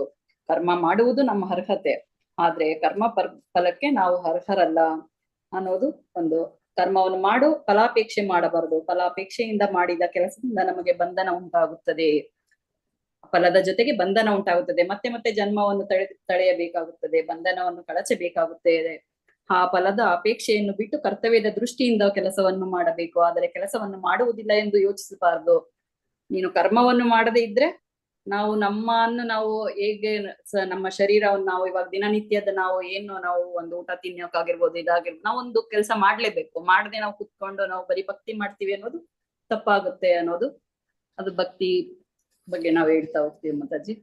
ಹೀಗೆ ಕರ್ಮಣ್ಯವಾಧಿಕಾರಸ್ಥೆ ಕರ್ಮ ಫಲೇಶು ಕದಾಚನ ಅನ್ನೋದು ಅಲ್ಲಿ ನಾವು ಹೇಳ್ತೀವಿ ಮಾತಾಜಿ. ಹರೇ ಕೃಷ್ಣ. ಮತ್ತೆ ನಾವು ಭಗವಂತನನ್ನ ಅವರು ಮಾತಾಜಿ ಹೇಳಿದ್ರು ಆತ್ಮ ಸಾಕ್ಷಾತ್ಕಾರ ಅರ್ಥ ಕೃಷ್ಣನನ್ನು ಅರ್ಥ ಮಾಡಿಕೊಳ್ಳುವುದು ಅನ್ನೋದ್ರ ಬಗ್ಗೆ ಅವ್ರು ಮಾತಾಜಿ ಅವರು ಹೇಳಿದ್ರು. ಹೀಗೆ ಇಷ್ಟು ಹೇಳಕ್ಕೆ ಇಷ್ಟಪಡ್ತೀನಿ ಮಾತಾಜಿ.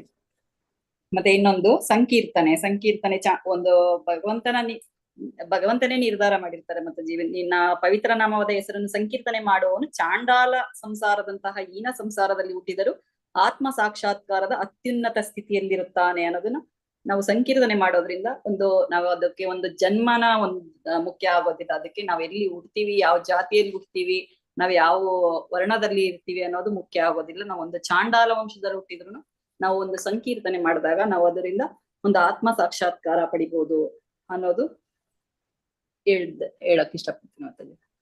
ಹರೇ ಕೃಷ್ಣ. ಹರೇ ಕೃಷ್ಣ. ಧನ್ಯವಾದಗಳು. ಇಲ್ಲಿ ಪ್ರಶ್ನೆ ನಿಮ್ಗೆ ಅರ್ಥ ಆಗಿಲ್ಲ ಅನ್ಸುತ್ತೆ. ಪ್ರಶ್ನೆ ಬಂದು, ಕೃಷ್ಣ ಪ್ರಜ್ಞೆಯಲ್ಲಿ ಕೆಲವು ಕರ್ಮಕಾಂಡ ವಿಚಾರಗಳನ್ನು ಆಚರಣೆ ಮಾಡುತ್ತಿದ್ದೇವಾ ಅನ್ನುವಂಥ ಪ್ರಶ್ನೆ. ಈಗ ಅದನ್ನ ಮಾಡೋದು ಸರಿಯಾ ತಪ್ಪಾ ಅಂತೇಳಿ. ಸೊ ಕರ್ಮಕಾಂಡ ವಿಚಾರದಲ್ಲಿ ನಾವು ಕೃಷ್ಣ ಪ್ರಜ್ಞೆ ಅಭ್ಯಾಸವನ್ನು ಹೇಗೆ ಮಾಡ್ತಾ ಇದ್ದೇವೆ, ಈ ವಿಚಾರಗಳು ವೈದಿಕ ದೃಷ್ಟಿಯಿಂದ ಸರಿಯೋ ತಪ್ಪೋ ಅಂತ ಹೇಳಿ ಪ್ರಶ್ನೆ ಇರುವಂಥದ್ದು. ಕವಿತಾ ಮಾತಾಜಿ. ಮಾತಾಜಿ ಹರೇ ಕೃಷ್ಣ. ಹರೇ ಈಗ ಕೃಷ್ಣ. ಫಸ್ಟ್ ಕೃಷ್ಣ ಪ್ರಜ್ಞೆಯ ಅಭ್ಯಾಸದಲ್ಲಿ ವೇದಗಳ ಮತ್ತು ಕರ್ಮಕಾಂಡ ವಿಭಾಗ ಪ್ರಸ್ತುತವನ್ನು ಚರ್ಚಿಸಿ ಅಂತ ಫಸ್ಟ್ ಕ್ವಶನ್ಗೆ. ಅಂದ್ರೆ ನಮಗೆ ಈಗ ನಾವು ಕೃಷ್ಣ ಪ್ರಜ್ಞೆಯಲ್ಲಿ ಬಂದ್ಮೇಲೆ ನಾವು ವೇದಗಳು ಓದಿಲ್ಲ ಅಂದ್ರೆ ಕೂಡ ನಾವು ತಿಳ್ಕೊಂತೀವಿ. ಆಮೇಲೆ ನಾವು ಕರ್ಮ ಅಂದ್ರೆ ನಾವು ನಮ್ಮ ನಿತ್ಯ ಕರ್ಮಗಳನ್ನು ಮಾಡ್ಕೊಂತ ಮತ್ತೆ ಭಗವಂತನದು ಕರ್ಮ ಕೂಡ ನಾವು ಮಾಡ್ಕೊಂತ ಹೋಗ್ತೀವಿ. ಅಂದ್ರೆ ಕರ್ಮ ಅಂದ್ರೆ ಎರಡು ವಿಧ ಬರುತ್ತೆ. ಒಂದು ನಮಗೋಸ್ಕರ ನಾವು ಡೈಲಿ ದಿನನಿತ್ಯ ಮಾಡೋದು ಒಂದು ಕರ್ಮ. ಆಮೇಲೆ ಇನ್ನೊಂದು ಕರ್ಮ ಅಂದ್ರೆ ನಮ್ ಕೆಲ್ಸಗಳಲ್ಲಿ ಮಾಡ್ಕೊಂತ ನಾವು ಭಗವಂತನಿಗೆ ಮಾಡೋ ಕೆಲಸ ಸೇವೆಗಳು, ಅದನ್ನು ಒಂದು ಕರ್ಮ ಬರುತ್ತೆ. ಇಲ್ಲಿ ಕರ್ಮಕಾಂಡ ಅಂದ್ರೆ ಇನ್ನೊಂದು. ಈಗ ನಾವು ಪ್ರತಿಯೊಂದು ಜನ್ಮದಲ್ಲಿ ಕೆಲವೊಂದು ಕರ್ಮಕಾಂಡಗಳು ಮಾಡಿರ್ತವೆ. ಸೊ ಅದನ್ನ ನಾವು ಭಗವಂತನಲ್ಲಿ ಪ್ರಜ್ಞೆಯಲ್ಲಿ ಬಂದಾಗ ಅವು ಕಳಿಯುತ್ತಾ ಹೋಗ್ತವೆ. ಆಮೇಲೆ ಇಲ್ಲಿ ವೇದಗಳು ಅಂದಿದ್ದಾರೆ. ಸೊ ವೇದಗಳು ನಮಗೆ ತಾಯಿ ಇದ್ದಂಗೆ. ಅದು ಓದೋದ್ರಿಂದ ಮತ್ತೆ ತಿಳ್ಕೊಳೋದ್ರಿಂದ ನಾವು ಸರಿಯಾದ ದಾರಿಯಲ್ಲಿ ಬರ್ತೀವಿ ಅಂತ ಹೇಳ್ಕೋಬಹುದು. ಅದಕ್ಕೋಸ್ಕರ ಇಲ್ಲಿ ತ್ರೈಗುಣ್ಯ ವಿಷಯ ವೇದ ನಿರ್ಗುಣ ನಿಸ್ತ್ರಿಗುಣ ಭವಾರ್ಜುನ ಅಂದ್ರೆ ಇಲ್ಲಿ ತ್ರೈಗುಣಗಳು ಅಂದ್ರೆ 3 ಗುಣಗಳು. ಮನುಷ್ಯ ಸತ್ವ ರಜೋ ತಮ 3 ಗುಣಗಳು ಇರ್ತಾರೆ. ಸತ್ವಗುಣನಲ್ಲಿ ಇದ್ದಾಗ ಅವರು ಒಳ್ಳೆ ಕೆಲಸವನ್ನು ಮಾಡ್ಕೊಂತ ಆಮೇಲೆ ಭಕ್ತಿಯಲ್ಲಿ ಇರ್ತಾರೆ. ರಜಗುಣದಲ್ಲಿ ಅಂದ್ರೆ ಅದಕ್ಕಿಂತ ಸ್ವಲ್ಪ ಕೆಳಮುಖವಾಗಿ ಅಂತಾರೆ. ಅಂದ್ರೆ ಸ್ವಲ್ಪ ಇದು ಆಲಸಿ ತರ ಇದ್ರೆ ಕೂಡ ಭಗವಂತಂದು ಸೇವಾ ಮಾಡಕ್ ಪ್ರಯತ್ನ ಪಡ್ತಾ ಇದ್ದಾರೆ. ನಂಬರ್ 3 ಅಂದ್ರೆ ರಜೋಗುಣ.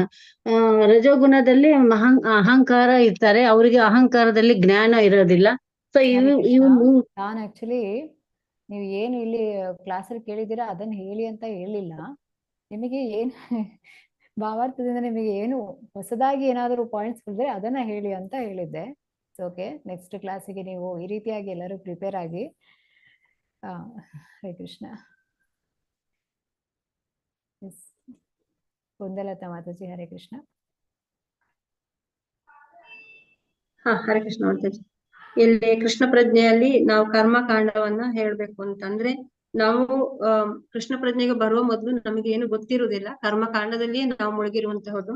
ನಿಧಾನಕ್ಕೆ ಕೃಷ್ಣ ಪ್ರಜ್ಞೆ ನಮ್ಮನ್ನ ಕರ್ಮಕಾಂಡದಿಂದ ಒಂದು ಸ್ಟೆಪ್ಗಳಾಗಿ ಮುಂದಕ್ಕೆ ಕೊಂಡು ಹೋಗುವಂತಹದ್ದು. ಉದಾಹರಣೆಗೆ ನಾನು ಒಬ್ಬ ವ್ಯವಸಾಯಕ ಮಾಡುವವಳಾಗಿದ್ರೆ ಆ ವ್ಯವಸಾಯದಲ್ಲಿ ನಾನು ಕೃಷ್ಣನನ್ನು ಹೇಗೆ ಅಳವಡಿಸಿಕೊಳ್ಬಹುದು ಅನ್ನೋದನ್ನ ಅದು ಇಸ್ಕಾನ್ ತೋರಿಸಿಕೊಳ್ಳುವುದು ಅಂತದ್ದು. ಅದರಿಂದ ನಮ್ಮಲ್ಲಿ ನಿಧಾನವಾಗಿ 3 ಗುಣಗಳನ್ನ ನಾವು ದಾಟಿ ಬರ್ಬಹುದು. ಅಂದ್ರೆ ನಾನು ರಜಗುಣದಲ್ಲಿ ಇರುವಂತಹವಳು, ಅಂದ್ರೆ ನಾನು ವ್ಯವಸಾಯ ಮಾಡೋ ರಜಗುಣ, ಅದರಿಂದ ನಿಧಾನಕ್ಕೆ ನಾನು ಸಾತ್ವಿಕತೆಯನ್ನ ಅಳವಡಿಸಿಕೊಳ್ಳುವಂತಹ ಭಾಗ್ಯವನ್ನ ಇಸ್ಕಾನ್ ಕೊಡುವಂತಹದ್ದು. ಮತ್ತೆ ಇದರಿಂದ ನಾವು ಭಕ್ತಿ ಮಾರ್ಗದಲ್ಲಿ ಅಭ್ಯಾಸ ಮಾಡುತ್ತಾ ಕರ್ಮಕಾಂಡದ ಪ್ರೀತಿ ಕಡಿಮೆ ಆಗುತ್ತದೆ. ಅಂದ ಮಾತ್ರಕ್ಕೆ ಕರ್ಮಕಾಂಡವನ್ನು ಬಿಡ್ಬೇಕು ಅಂತಲ್ಲ, ಅದರಲ್ಲಿ ನಮ್ಮನ್ನು ಕೃಷ್ಣನನ್ನ ಸೇರಿಸಿಕೊಳ್ಬೇಕು. ಅದರಿಂದ ನಮ್ಮ ಆತ್ಮ ಮತ್ತು ಭಗವಂತನಲ್ಲಿ ಆಸಕ್ತಿ ಹೆಚ್ಚುತ್ತಾ ಹೋಗುವಂತದ್ದು. ಎರಡನೇ ಪ್ರಶ್ನೆ, ವೈದಿಕ ದೃಷ್ಟಿಕೋನದಿಂದ ಇಸ್ಕಾನ್ ಆಚರಣೆ ಹೇಗೆ ಅಧಿಕೃತವಾಗಿದೆ ಅಂತ. ನನಗೆ ಗೊತ್ತಿರೋ ಸಣ್ಣ ಮಟ್ಟಿಗೆ ನಾವು ಇಸ್ಕಾನ್ ಅನ್ನುವಂತಹ ಸಂಸ್ಥೆಯು ನೇರವಾಗಿ ಭಕ್ತಿ ಮಾರ್ಗದ ಬೋಧನೆಯನ್ನ ನಮಗೆ ತಿಳಿಸುವಂತಹದ್ದು. ವೈದಿಕ ಶಾಸ್ತ್ರದಲ್ಲಿ ಇರುವಂತಹ ಮೋಹಗೊಳ್ಳುವಂತಹ ಐಹಿಕ ಲಾಲಾಸೆಗೆ ಒಳಗಾಗುವಂತಹ ಅದಕ್ಕೆ ಆಸ್ಪದವನ್ನ ಕಡಿಮೆ ಮಾಡಿ ಭಗವಂತನನ್ನ ನೇರವಾಗಿ ಕನೆಕ್ಟ್ ಮಾಡುವಂತಹ ಭಕ್ತಿ ಮಾರ್ಗವನ್ನ ಆದಷ್ಟು ಸುಲಭವಲ್ಲ. ಯಾಕಂದ್ರೆ ನಾವು ಅದನ್ನ ಅಭ್ಯಾಸ, ಅರ್ಜುನನಿಗೆ ಕೃಷ್ಣ ಹೇಳಿದಾನೆ, ಭಕ್ತಿ ಇಸ್ಕಾನ್ ಕೂಡ ನಮಗೆ ಹೇಳುವಂತಹದೇ, ದಿನ ಪ್ರಾಕ್ಟೀಸ್ ಮಾಡು, ದಿನ ಅಭ್ಯಾಸ ಮಾಡು, ಇದರಿಂದ ನಿಧಾನವಾಗಿ ನಿನ್ನ ಕರ್ಮಕಾಂಡಗಳು ಕಡಿಮೆ ಆಗುತ್ತದೆ ಅಂತ ಹೇಳ್ತಾರೆ. ಇದರಿಂದ ನಾವು ಭಗವಂತನ ಸೇವೆಯನ್ನ ಮಾಡುವುದು, ಹೀಗೆ ನಮ್ಮ ದಿನಚರಿಯನ್ನ ಅಳವಡಿಸಿಕೊಂಡು ನಾವು ಕರ್ಮಕಾಂಡದಿಂದ ಮುಂದೆ ಬರ್ಬೋದು. ಹರೇ ಕೃಷ್ಣ. ಹರೇ ಕೃಷ್ಣ ಮಾತಾಜಿ, ಧನ್ಯವಾದಗಳು. ಪದ್ಮಿನಿ ಮಾತಾಜಿ.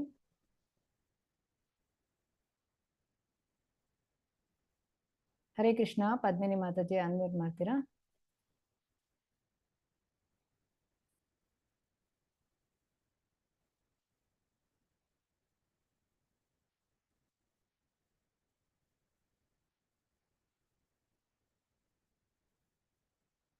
ಎಲ್ಲರೂ ಕೂಡ ಹೇಳಿ ಆಯ್ತಾ? ಧನ್ಯವಾದಗಳು. ಸೊ ಇಲ್ಲಿ ಕರ್ಮಕಾಂಡ ಇದನ್ನು ಹೇಗೆ ಅರ್ಥೈಸ್ಕೊಳ್ಳೋದು ಅಂತ ಹೇಳಿದ್ರೆ, ಈಗ ಕೃಷ್ಣ ಪ್ರಜ್ಞೆ ಅವರು ಕೆಲವೊಂದು ಆಚರಣೆಗಳನ್ನು ಮಾಡ್ತಾರೆ. ಈಗ ಯಾವುದು ಒಂದು ಮಗು ಹುಟ್ಟಿದ್ರೆ ಅದಕ್ಕೆ ಬೇಕಾಗಿರುವಂತ ಸಂಸ್ಕಾರಗಳು, ಈ ರೀತಿಯಾಗಿ ಕೆಲವು ಆಚರಣೆಗಳನ್ನು ಮಾಡ್ತಾರೆ. ಎಲ್ಲವನ್ನು ಕೂಡ ಮಾಡೋದಿಲ್ಲ, ಅದನ್ನೇ ಇಲ್ಲಿ ಹೇಳುವಂಥದ್ದು. ಅದು ಮಾಡ್ಬೋದು ಅಂತೇಳಿ ವೈದಿಕ ದೃಷ್ಟಿಯಿಂದ ಸರಿಯೋ ತಪ್ಪು ಅಂತೇಳಿ ಕೇಳುವಂಥದ್ದು. ಈ ರೀತಿಯಾಗಿ ಎಲ್ಲರೂ ಕೂಡ ಚೆನ್ನಾಗಿ ಉತ್ತರಿಸಿದ್ದೀರಾ. ಪದ್ಮಿನಿ ಮಾತಾಜಿ, ನೀವು ಅನ್ಮ್ಯೂಟ್ ಮಾಡಲಿಲ್ಲ, ನಿಮ್ಗೆ ಆಪ್ಷನ್ ಕೊಟ್ಟಿದ್ದೆ. ಮತ್ತೆ ನಾವೀಗ ಮುಂದುವರಿಸ್ಕೊಂಡು ಹೋಗೋಣ. ಭವ್ಯ ಹೇಳ್ತೀರಾ?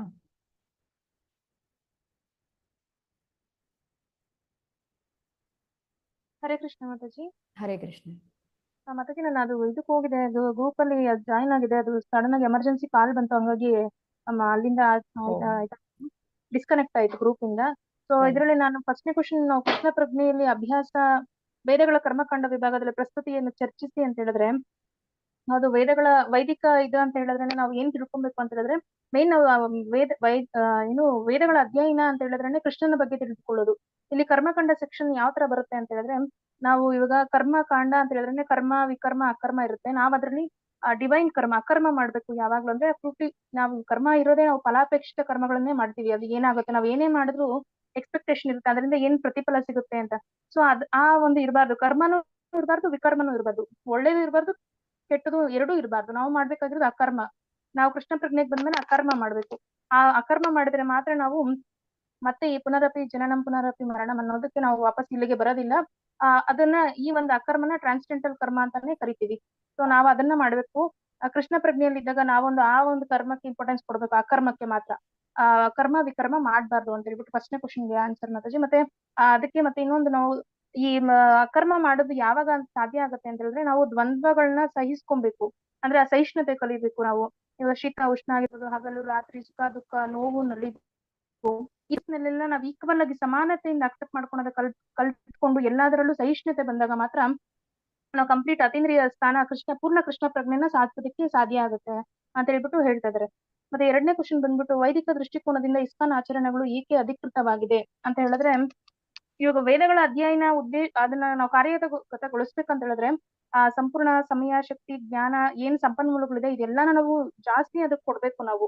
ಆದ್ರೆ ನಮ್ಮ ಇಸ್ಕಾನ್ ಅಲ್ಲಿ ಏನಂತ ಹೇಳಿದ್ರೆ, ವೈದಿಕ ಸಂಸ್ಕೃತಿಯ ಉದ್ದೇಶ ಏನಂತ ಹೇಳಿದ್ರೆ, ಕಂಪ್ಲೀಟ್ ಆಗಿ ನಾವು ಕೃಷ್ಣನನ್ನ ತಿಳ್ಕೊಳ್ಬೇಕು. ನಮ್ಮ ಉದ್ದೇಶ ಏನಿದೆ, ನಮ್ಮ ಜೀವನದ ನಿಜವಾದ ಉದ್ದೇಶ ಏನು ಅಂತ ಹೇಳ್ಬಿಟ್ಟು ತಿಳ್ಕೊಬೇಕು ಅಂತ ಹೇಳ್ಬಿಟ್ಟು ಚೈತನ್ಯ ಮಹಾಪ್ರಭುಗಳು ತುಂಬಾ ಚೆನ್ನಾಗಿ ಹೇಳಿದ್ರೆ. ಅದಕ್ಕೋಸ್ಕರ ನಮಗೆ ಕಲಿಯುಗದಲ್ಲಿ ಏನ್ ಕೊಟ್ಟಿದ್ದಾರೆ ಅಂದ್ರೆ ಕೇವಲ ನಾಮ ಜಪ ಕೊಟ್ಟಿದ್ದಾರೆ ನಮಗೋಸ್ಕರ. ಯಾಕಂದ್ರೆ ಕಲಿಯುಗದಲ್ಲಿ ಇರೋರು ಎಲ್ಲರೂ ಮೂರ್ಖರೇ ಅಂತ ಹೇಳ್ಬಿಟ್ಟು ಹೇಳ್ತಾರೆ. ಅದಕ್ಕೆ ಅವ್ರು ಭಗವಂತನೇ ಸ್ವತಃ ಹೇಳ್ತಾರೆ, ನಾವು ಅದನ್ನ ಗುರುಗಳ ಮುಖಾಂತರ ನಿಮ್ಗೆ ತಲುಪಿಸಿದೀವಿ ಅಂತ ಹೇಳ್ಬಿಟ್ಟು. ಅಂದ್ರೆ ಚೈತನ್ಯ ಮಹಾಪ್ರಭುಗಳ ಮುಖಾಂತರ ನಮ್ಗೆ ಆ ನಾಮ ಜಪವನ್ನ ಕೊಟ್ಟಿದ್ದಾರೆ. ಯಾಕಂದ್ರೆ ಕಲಿಯುಗದಲ್ಲಿ ಇರೋರ್ಗೋಸ್ಕರ ಅಂತ ಹೇಳ್ಬಿಟ್ಟು ಇದನ್ನ ಕೊಟ್ಟಿದ್ದಾರೆ. ಅದಕ್ಕೆ ಒಂದು ವೈದಿಕ ದೃಷ್ಟಿಕೋನದಿಂದ ಈ ಆಚರಣೆ ಅಧಿಕೃತ. ಯಾಕಂದ್ರೆ ಗುರುಗಳ ಮುಖಾಂತರ ಬಂದಿರೋದ್ರಿಂದ ಅದು ಅಧಿಕೃತವಾಗಿದೆ ಅಂತ ಹೇಳ್ಬಿಟ್ಟು ಹೇಳ್ಬೋದು ಮಾತಾಜಿ. ಅದೊಂದು ಪಾಯಿಂಟ್ ಅಷ್ಟೇ ಮಾತಾಜಿ. ಹರೇ ಕೃಷ್ಣ. Thank you Mataji. ಹರೇ ಕೃಷ್ಣ, ಧನ್ಯವಾದಗಳು. ಪದ್ಮಿನಿ ಮಾತಾಜಿ. ಹರೇ ಕೃಷ್ಣ ಮಾತಾಜಿ. ನಂದು ಲ್ಯಾಪ್ಟಾಪ್ ಸ್ವಲ್ಪ ಪ್ರಾಬ್ಲಮ್ ಇತ್ತು, ಹಾಗಾಗಿ ಮೊಬೈಲ್ ಬಂದು ಮಾತಾಡ್ತಿದ್ದೀನಿ. ಅದು ಅನ್ಮ್ಯೂಟ್ ಆಗ್ತಾ ಇರ್ಲಿಲ್ಲ, ಸಾರಿ ಮಾತಾಜಿ. ಮಾತಾಜಿ, ಈಗ ಮೊದಲನೇ ಪ್ರಶ್ನೆ 2.45 ಶ್ಲೋಕ ಮತ್ತು 4.6 ಅದ್ರದ್ದು ಹೇಳೋದಾದ್ರೆ, ಯುದ್ಧ ಮಾಡಿ ಸತ್ತರೆ ಅದು ಕ್ಷತ್ರಿಯರ ಲಕ್ಷಣ, ಅವರು ಇದಕ್ಕೆ ಸ್ವರ್ಗಕ್ಕೆ ಹೋಗ್ತಾರೆ. ಯುದ್ಧ ಮಾಡದೇ ಇದ್ರೆ ಶರಣಾಗತಿ, ಅದು ಶತ್ರು ಪಕ್ಷಕ್ಕೆ ಶರಣಾಗತಿ, ಅದು ಬದುಕಿದ್ರು ಸತ್ತಂತೆ ಅಂತ ನಾವು ಇದನ್ನ ಇಲ್ಲಿ ಅರ್ಥ ಮಾಡ್ಕೋಬಹುದು. ಎರಡನೇದಾಗಿ ಯುದ್ಧ ಭೂಮಿಯಲ್ಲಿ ಅನುಕಂಪ ತೋರಿಸಬಾರ್ದು ಅನ್ನೋದು ಒಂದು ಗೊತ್ತಾಗುತ್ತೆ. ಇನ್ನು ಎರಡನೇ ಪ್ರಶ್ನೆ, ಕೃಷ್ಣ ಪ್ರಜ್ಞೆ ಅಭ್ಯಾಸದಲ್ಲಿ ವೇದಗಳ ಕರ್ಮಕಾಂಡ ವಿಭಾಗದ ಪ್ರಸ್ತುತಿ ಚರ್ಚಿಸಿ ಅಂದ್ರೆ, ಚೈತನ್ಯ ಪ್ರಭುಗಳು ಹೇಳಿದ್ದಾರೆ ಭಗವಂತ ಬೇರೆ ಅಲ್ಲ, ಮತ್ತೆ ಭಗವಂತನ ನಾಮ ಬೇರೆ ಅಲ್ಲ ಅನ್ನೋದನ್ನ ಇಲ್ಲಿ ತಿಳಿಸ್ಕೊಟ್ಟಿದ್ದಾರೆ. ಮತ್ತೆ ಪ್ರತಿಯೊಂದು ಕೆಲಸ ಕೂಡ ಯಾವುದೇ ಒಂದು ಪ್ರತಿಫಲಾಪೇಕ್ಷೆ ಇಲ್ದಿರೋ ಹಾಗೆ ಮಾಡ್ಬೇಕು ಅಂತ. ಇನ್ನು ಮೂರನೇದು, ವೈದಿಕ ದೃಷ್ಟಿಕೋನದಿಂದ ಇಸ್ಕಾನ್ ಆಚರಣೆಗಳು ಯಾವ್ದಿದೆ ಅಂದ್ರೆ, ನಾನು ಸುಮ್ನೆ ಒನ್ ಲೈನ್ ತರ ಪಾಯಿಂಟ್ಸ್ ಕೊಟ್ಟಿದ್ದೀನಿ ಮಾತಾಜಿ. ನಾಮ ಜಪದ ಆಚರಣೆ, ಇದು ಮಾಡೋದ್ರಿಂದ ಮನಸ್ಸಿಗೆ ಶಾಂತಿ ಸಿಗುತ್ತೆ. ಮತ್ತೆ ಆಹಾರ ಪದ್ಧತಿ, ಸತ್ವಗುಣಗಳನ್ನ ಪುಷ್ಟೀಕರಿಸಿರುವಂತ ಒಂದು ಪುಷ್ಟಿ ಕೊಡುವಂತಹ ಆಹಾರ ಪದ್ಧತಿನ ಇಸ್ಕಾನ್ ಫಾಲೋ ಮಾಡ್ತಾ ಇರೋದೆ, ಅಥವಾ ಇಸ್ಕಾನ್ ಅಂದ್ರೆ ನಾವು ಕೂಡ ಅದನ್ನ ಫಾಲೋ ಮಾಡ್ತಾ ಇದೀವಿ. ಜೀವನ ಶೈಲಿ ಹೇಗಿರುತ್ತೆ ಅಂತಂದ್ರೆ, ಭಗವದ್ಧಾಮಕ್ಕೆ ಹಿಂದಿರೋಗೋದು, ಹಿಂದೆ ಮತ್ತೆ ಪುನಃ ಮರಳಿ ಹೋಗೋದು ನಮ್ಮೆಲ್ಲರ ಉದ್ದೇಶ ಆಗಿರ್ಬೇಕು. ಇದು ಹೇಗೆ ಅಂತಂದ್ರೆ, ಗುರುಗಳ ಮಾರ್ಗೋಪದೇಶದಲ್ಲಿ ಜೀವನ ನಡೆಸಬೇಕು. ಹೇಗೆ ಅಂದ್ರೆ, ಅಹಿಂಸೆ ಪ್ರಧಾನ ಆಗಿರುತ್ತೆ, ಸಹಬಾಳ್ವೆ ಜೀವನ ನಡೆಸೋದು, ಮತ್ತೆ ಆಧ್ಯಾತ್ಮಿಕ ಜೀವನ ಪ್ರಧಾನವಾಗಿರುವಂತದ್ದು. ಈ ಎಲ್ಲಾ ಪಾಯಿಂಟ್ಸ್ ಮೇನ್ ಪಾಯಿಂಟ್ಸ್ ಅಷ್ಟೇ ಕೊಟ್ಟಿದ್ದೀನಿ. ಹರೇ ಕೃಷ್ಣ, ನನ್ಗೆ ಅರ್ಥ ಆದಷ್ಟು ಬರ್ದಿದ್ದೀನಿ. ಹರೇ ಕೃಷ್ಣ, ಧನ್ಯವಾದಗಳು ಮಾತಾಜಿ. ಆಕ್ಚುಲಿ ಇಲ್ಲಿ ಕೇಳಿರುವಂತದ್ದು ಏನಂತ ಹೇಳಿದ್ರೆ, ಈಗ ಕರ್ಮಕಾಂಡ ಅಂತ ಹೇಳಿದ್ರೆ, ಈಗ ವೇದಗಳಲ್ಲಿ ಈಗ ಏನ್ ಹೇಳ್ತಾರೆ, ಪುಷ್ಪಿತಾಂ ಅಂತ ಹೇಳಿದ್ರೆ ನಿಮಗೆ ಈ ಪೂಜೆ ಮಾಡಿ, ಆ ಪೂಜೆ ಮಾಡಿ, ಆ ದೇವತೆಗಳ ಹತ್ರ ಹೋಗಿ, ಈ ರೀತಿಯಾಗಿ ಎಲ್ಲ ಹೇಳ್ತಾರಲ್ವಾ, ಅದರ ಬಗ್ಗೆ ಇಲ್ಲಿ ಹೇಳುವಂಥದ್ದು. ಅದು ಇವಾಗ ದೇವತೆಗಳ ಬಳಿ ಹೋಗಲಿದ್ದು ಬೇಡ, ಈ ಕೃಷ್ಣನನ್ನೇ ಆರಾಧಿಸಿ ಅಂತ ಹೇಳುವಂಥದ್ದು ಇಸ್ಕಾನ್ ಆಚರಣೆ. ಆದ್ರೆ ಇಲ್ಲಿ ಕೆಲವು ಕರ್ಮಕಾಂಡದ ಆಚರಣೆಗಳನ್ನು ಮಾಡ್ತಾರೆ ಇಲ್ಲಿ. ಅದು ದೇವತೆಗಳನ್ನು ಕೇಳುವಂಥದ್ದಲ್ಲ, ಅವರಲ್ಲಿ ಭೌತಿಕವಾಗಿ ಕೇಳುವಂತ ಒಂದು ಇಲ್ಲ. ಆದ್ರೆ ಇಲ್ಲಿ ಮಾಡುವಂಥದ್ದು ಕೆಲವು ಆಚರಣೆಗಳು ಮಾಡ್ತಾರೆ. ಇದು ಹೇಗೆ ಅಂತ ಹೇಳಿ ಇಲ್ಲಿ ಹೇಳುವಂಥದ್ದು, ಅದನ್ನು ಮಾಡ್ಲೇಬೇಕು, ಕೆಲವನ್ನು ಮಾಡ್ತಾ ಇದ್ದಾರೆ ಅಂತ ಹೇಳಿ. ಈಗ ಅದಕ್ಕೆ ಮುಂದುವರಿಸ್ತಾ ನೋಡೋಣ.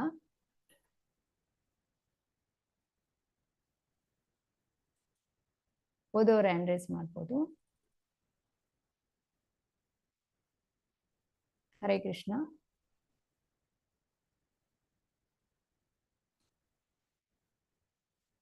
ಜ್ಯೋತಿಶ್ರೀ ಮಾತಾಜಿ. ಹರೇ ಕೃಷ್ಣ ಮಾತಾಜಿ.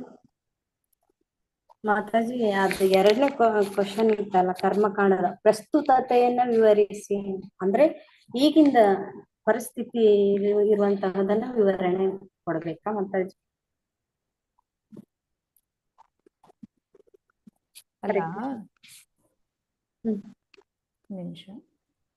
ಪ್ರಸ್ತುತತೆಯನ್ನ ವಿವರಿಸಿ ಅಂತ ಕೊಟ್ಟಿದ್ದಾರಲ್ಲ ಮಾತಾಜಿ, ಕೃಷ್ಣ ಪ್ರಜ್ಞೆಯ ವಿಭಾಗದ ಪ್ರಸ್ತುತತೆಯನ್ನು.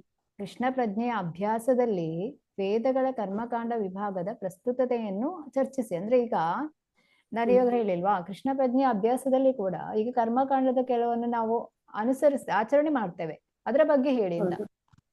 ಈಗ ಮಗು ಹುಟ್ಟಿದಾಗ ಒಂದು ಆಚರಣೆ ಮಾಡುವಂತ, ಈಗ ಮೃತರಾದಾಗ ಅಲ್ವಾ, ಮೃತರಾದಾಗ ಈಗ ಶವ ಸಂಸ್ಕಾರಕ್ಕೆ ಅದಕ್ಕೆಲ್ಲ ಏನೇನ್ ಬೇಕು ಅದನ್ನೆಲ್ಲ ಆಚರಣೆ ಮಾಡುವಂಥದ್ದು, ಅದು ಕೆಲವೆಲ್ಲ ಆಚರಣೆ ಮಾಡ್ತಾರೆ. ಆದ್ರೆ ವೈದಿಕ ದೃಷ್ಟಿಕೋನದಿಂದ ಇಸ್ಕಾನ್ನ ಆಚರಣೆಗಳು ಹೇಗೆ ಅಧಿಕೃತವಾಗಿವೆ ಅಂತ ಹೇಳಿದ್ರೆ, ಈಗ ಇಲ್ಲಿ ಕೆಲವನ್ನು ಆಚರಣೆ ಮಾಡ್ತಾರೆ, ಹಾಗಂತೇಳಿ ಕರ್ಮಕಾಂಡದ ಈಗ ಎಲ್ಲವನ್ನೂ ಆಚರಣೆ ಮಾಡೋದಿಲ್ಲ. ದೇವತೆಗಳನ್ನ ಮೊರೆ ಹೋಗ್ಲಿಕ್ಕಿಲ್ಲ, ಅದನ್ನ ನಾವಿಲ್ಲಿ ಅರ್ಥೈಸ್ಬೇಕು. ಯಾಕಂತ ಹೇಳಿದ್ರೆ ಯಸ್ಮಿನ್ ತುಷ್ಟೇ ಜಗತ್ತುಷ್ಟೇ. ಈಗ ಗಿಡದ ಬುಡಕ್ಕೆ ನೀರು ಹಾಕಿದ್ರೆ ಗಿಡದ ರೆಂಬೆ ಕೊಂಬೆಗಳಿಗೆಲ್ಲ ಸಲ್ತದೆ. ಹಾಗಾಗಿ ನೇರವಾಗಿ ಕೃಷ್ಣನನ್ನು ಆರಾಧಿಸ್ಬೇಕು. ಅದರ ವಿಚಾರವಾಗಿ ಇಲ್ಲಿ ನಾವು ಚರ್ಚಿಸಿದ್ದು. ಈಗ ಓದೋರು ಹ್ಯಾಂಡ್ ರೈಸ್ ಮಾಡ್ಬೋದು. ಹರೇ ಕೃಷ್ಣ. ನಾನು ಓದ್ತೇನೆ ಮಾತಾಜಿ. ಹೌದು. ಅತ್ಯುನ್ನತ ವೇದಾಂತಿ. ಅಪರಾಧವೆಸಗದೆ ಭಗವಂತನ ಪವಿತ್ರ ನಾಮ ಸಂಕೀರ್ತನೆ ಮಾಡುವುದರಿಂದ ವೇದಾಂತದ ಅತಿಶ್ರೇಷ್ಠ ಗುರಿಯನ್ನು ಸಾಧಿಸಿದಂತಾಗುತ್ತದೆ. ಭಗವಂತನ ಪವಿತ್ರ ನಾಮ ಸಂಕೀರ್ತನೆಯಲ್ಲಿ ಆನಂದವನ್ನು ಅನುಭವಿಸುವ ಮಹಾತ್ಮನು ಅತ್ಯುತ್ತಮ ವೇದಾಂತಿ. ಹರೇ ಕೃಷ್ಣ. ಹರೇ ಕೃಷ್ಣ. Thank you. ಇಲ್ಲಿ ಭಗವಂತನ ಪವಿತ್ರ ನಾಮವನ್ನು ಯಾರು ಜಪ ಮಾಡ್ತಾರೆ ಅವರು ಅಪರಾಧವನ್ನು ಎಸಗದೆ ಜಪವನ್ನು ಮಾಡ್ಬೇಕು ಅಂತ ಹೇಳಿ ಅವರು ಎಲ್ಲವನ್ನು ಕೂಡ ಪಡೆದಿದ್ದಾರೆ. ಈಗ 46ನೇ ಶ್ಲೋಕದಲ್ಲಿ ಶ್ರೀಲ ಪ್ರಭುಪಾದರು ಭಾಗವತಂನಿಂದ ಹೇಳ್ತಾರೆ. ಏನ್ ಹೇಳ್ತಾರೆ ಇಲ್ಲಿ? ಅಹೋಬತ ಶ್ವಪಚೋ ಕರಿಯಾನ್ ಯಜ್ಜಿಹ್ವಾಗ್ರೆ ವರ್ತತೆ ನಾಮ ತುಭ್ಯಂ ತೇಪುಸ್ತಪಸ್ತೆ ಜುಹು ಸಸ್ನುರಾರ್ಯ ಬ್ರಹ್ಮಾನುಚೂರ್ನಾಮ ಗೃಣಂತಿ ಏತೆ. ಭಗವಂತನೇ, ನಿನ್ನ ಪವಿತ್ರವಾದ ಹೆಸರನ್ನು ಸಂಕೀರ್ತನ ಮಾಡುವವನು ಚಂಡಾಲ ಸಂಸಾರದಂತಹ ಹೀನ ಸಂಸಾರದಲ್ಲಿ ಹುಟ್ಟಿದ್ದರೂ ಆತ್ಮ ಸಾಕ್ಷಾತ್ಕಾರದ ಅತ್ಯುನ್ನತ ಸ್ಥಿತಿಯಲ್ಲಿ ಇರ್ತಾನೆ. ಇಂತಹ ಮನುಷ್ಯನು ಎಲ್ಲಾ ಬಗೆಯ ತಪಸ್ಸುಗಳನ್ನು ಮಾಡಿರ್ಬೇಕು. ಎಲ್ಲಾ ಪವಿತ್ರ ಯಾತ್ರಾ ಕ್ಷೇತ್ರಗಳಲ್ಲಿ ಸ್ನಾನ ಮಾಡಿ ವೈದಿಕ ಸಾಹಿತ್ಯವನ್ನು ಮತ್ತೆ ಮತ್ತೆ ಅಧ್ಯಯನ ಮಾಡಿರ್ಬೇಕು. ಇಂತಹ ಮನುಷ್ಯನನ್ನು ಆರ್ಯ ಕುಲದಲ್ಲಿ ಅತಿ ಶ್ರೇಷ್ಠನೆಂದು ಪರಿಗಣಿಸಲಾಗ್ತದೆ. ಅಂದ್ರೆ ಇದನ್ನೆಲ್ಲ ನೀವು ಮಾಡಿರ್ಲೇಬೇಕು ಅಂತಿಲ್ಲ.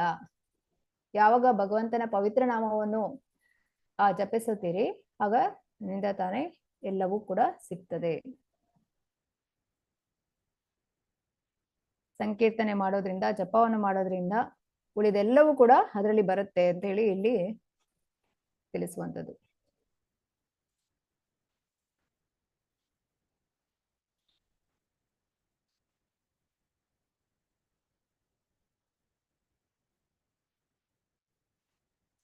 ಸೊ ಈ ಭಗವದ್ಗೀತೆ ಹೇಳುವಂಥದ್ದು ಇದು ವೇದಗಳ ಸಾರ. ಸೊ ಇದನ್ನು ಯಾರು ಅರ್ಥ ಮಾಡಿಕೊಳ್ತಾರೆ ಅವರು ಎಲ್ಲದರ ಫಲವನ್ನು ಪಡಿತಾರೆ ಅಂತ ಹೇಳಿ.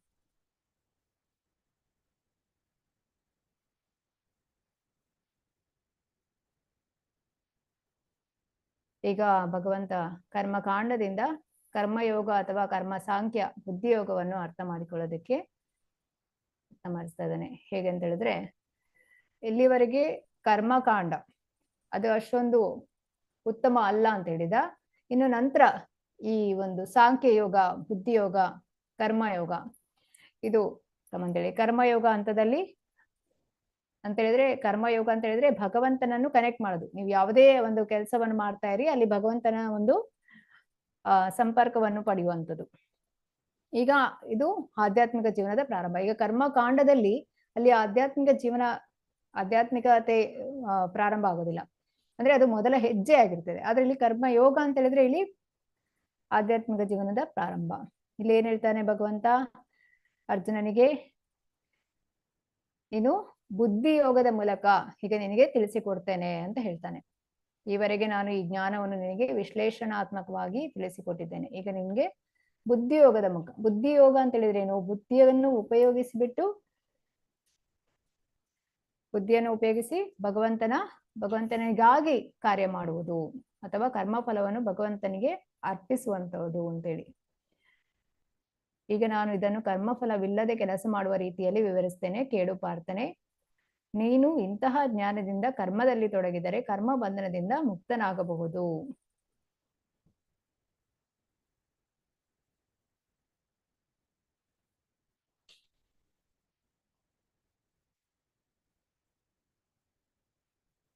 ಮಂಜುಳಾ ಮಾತಾಜಿ. ಹರೇ ಕೃಷ್ಣ ಮಾತಾಜಿ. ಹರೇ ಕೃಷ್ಣ. ಸುಖ ದುಃಖೇ ಸಮೇ ಕೃತ್ವ ಲಾಭಾಲಾಭೌ ಜಯಾಜಯೌ ತಥೋ ಯುದ್ಧಾಯ ಯುಜ್ಯಸ್ವ ನೈವಂ ಪಾಪಮ ವಾಪ್ಸಸಿ. ಸುಖ ದುಃಖಗಳನ್ನು, ಲಾಭ ನಷ್ಟಗಳನ್ನು, ಜಯಾಪಜಯಗಳನ್ನು ಪರಿಗಣಿಸದೆ ಯುದ್ಧ ಮಾಡಲೆಂದೇ ಯುದ್ಧ ಮಾಡು. ಹೀಗೆ ಮಾಡಿದರೆ ನಿನಗೆ ಪಾಪದ ಲೇಪವಿಲ್ಲ. ಭಗವದ್ಗೀತಾ 2.38. ಹರೇ ಕೃಷ್ಣ. ಧನ್ಯವಾದ. ಹರೇ ಕೃಷ್ಣ ಮಾತಾಜಿ. ಸೊ ಇಲ್ಲಿ ಭಗವಂತ ಏನ್ ಹೇಳ್ತಿದ್ದಾನೆ? ಈ ಫಲಿತಾಂಶ ಏನಿದೆ ಅದರ ಬಗ್ಗೆ ನಿನಗೆ ಏನ್ ಫಲ ಬೇಕು, ಈಗ ಒಳ್ಳೆಯ ಜನ್ಮ ಬೇಕಾ, ಸಂಪತ್ತು ಬೇಕಾ, ಅದೆಲ್ಲವೂ ಕೂಡ ನಿನಗೆ ಸಿಗುತ್ತೆ. ಹೇಗೆ ಅಂತ ಹೇಳಿದ್ರೆ ನೀನು ಈಗ ನಾನು ಹೇಳಿದಾಗೆ ಮಾಡ್ಬೇಕು. ನೀನು ಯುದ್ಧ ಮಾಡು. ಭಕ್ತಿಯಲ್ಲಿ ಏನ್ ಹೇಳ್ತಾರೆ ಅಂದ್ರೆ ಫಲದ ಬಗ್ಗೆ ಚಿಂತೆ ಮಾಡ್ಬೇಡ, ಆದ್ರೆ ಯಾಕೆ ಈ ಒಂದು ಕೆಲಸ ಮಾಡ್ಬೇಕು, ಯಾಕೆ ಯುದ್ಧ ಮಾಡ್ಬೇಕು, ಸ್ವರ್ಗ ಸಿಗ್ತದೆ ಅಂತ ಹೇಳಿ ಯುದ್ಧ ಮಾಡುವಂತದಲ್ಲ, ರಾಜ್ಯ ಸಿಗ್ತದೆ ಅಂತ ಹೇಳಿ ಯುದ್ಧ ಮಾಡೋದಲ್ಲ. ಅಂದ್ರೆ ಲಾಭ ನಷ್ಟಗಳನ್ನು ಪರಿಗಣಿಸಬಾರ್ದು.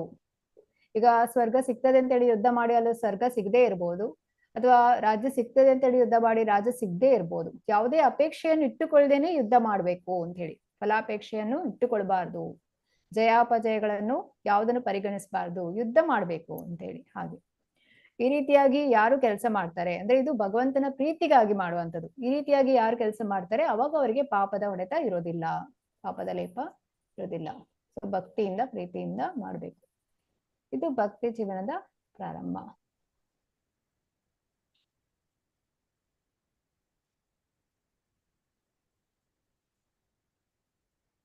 ಹರೇ ಕೃಷ್ಣ. ಸುನೀತಿ ಮಾತಾಜಿ. ಬುದ್ಧಿಯೋಗ, ಕರ್ಮಯೋಗ.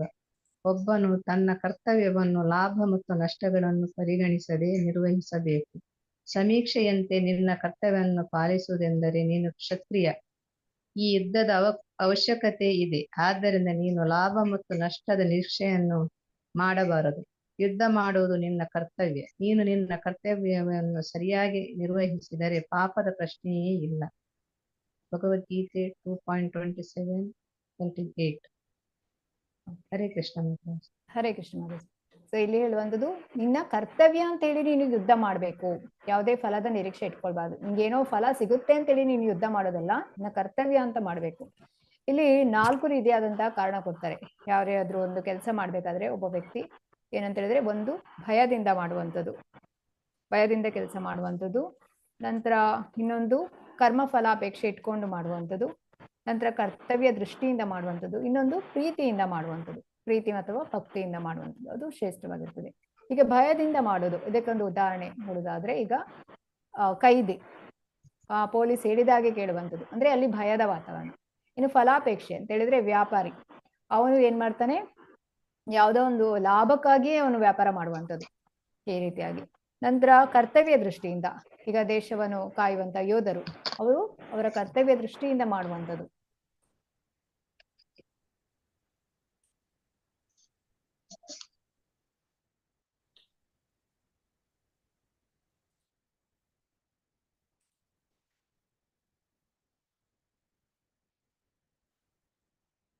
ನಂತರ ಇಲ್ಲಿ ಪ್ರೀತಿಯಿಂದ ಮಾಡೋದು ಹೇಳಿದ್ರೆ ತಾಯಿ ಮಗುವನ್ನು ಅಂದ್ರೆ ತಾಯಿ ಮಗುವಿನ ಲಾಲನೆ ಪೋಷಣೆಯನ್ನು ಮಾಡೋದು ಅಂತ ಹೇಳಿದ್ರೆ ಅಲ್ಲಿ ಯಾವುದೇ ಒಂದು ಭಯ ಇರೋದಿಲ್ಲ ಅಥವಾ ಅಲ್ಲಿ ಫಲಾಪೇಕ್ಷೆ ಇರೋದಿಲ್ಲ. ಅವರು ಕರ್ತವ್ಯ ದೃಷ್ಟಿಯಿಂದ ಪ್ರೀತಿಯಿಂದ ಮಾಡುವಂಥದ್ದು.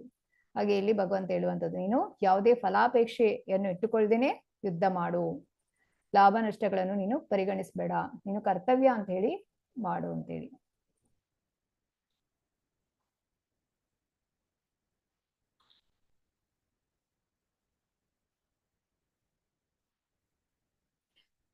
ಕರ್ಮಣ್ಯೇ ವಾಧಿಕಾರಸ್ಥೆ ಮಾ ಫಲೇಶು ಕದಾಚನ. ಕರ್ಮ ಮಾಡುವುದು ಅರ್ಜುನನ ಅರ್ಹತೆ, ಆದ್ರೆ ನೀವು ಫಲಕ್ಕೆ ಅರ್ಹರಲ್ಲ. ಇಲ್ಲಿ ಕರ್ಮ ಮಾಡುವಂತ ಅಧಿಕಾರ ನಿನಗಿದೆ, ಆದ್ರೆ ಫಲದ ಒಂದು ಏನು ಫಲದಲ್ಲಿ ಆಸಕ್ತಿ ಈ ಒಂದು ಇದಕ್ಕೆ ನಿನಗೆ ಅಧಿಕಾರ ಇಲ್ಲ ಅಂತ ಹೇಳಿದ್ರೆ, ಇದರ ಅರ್ಥ ಏನಂತ ಹೇಳಿದ್ರೆ,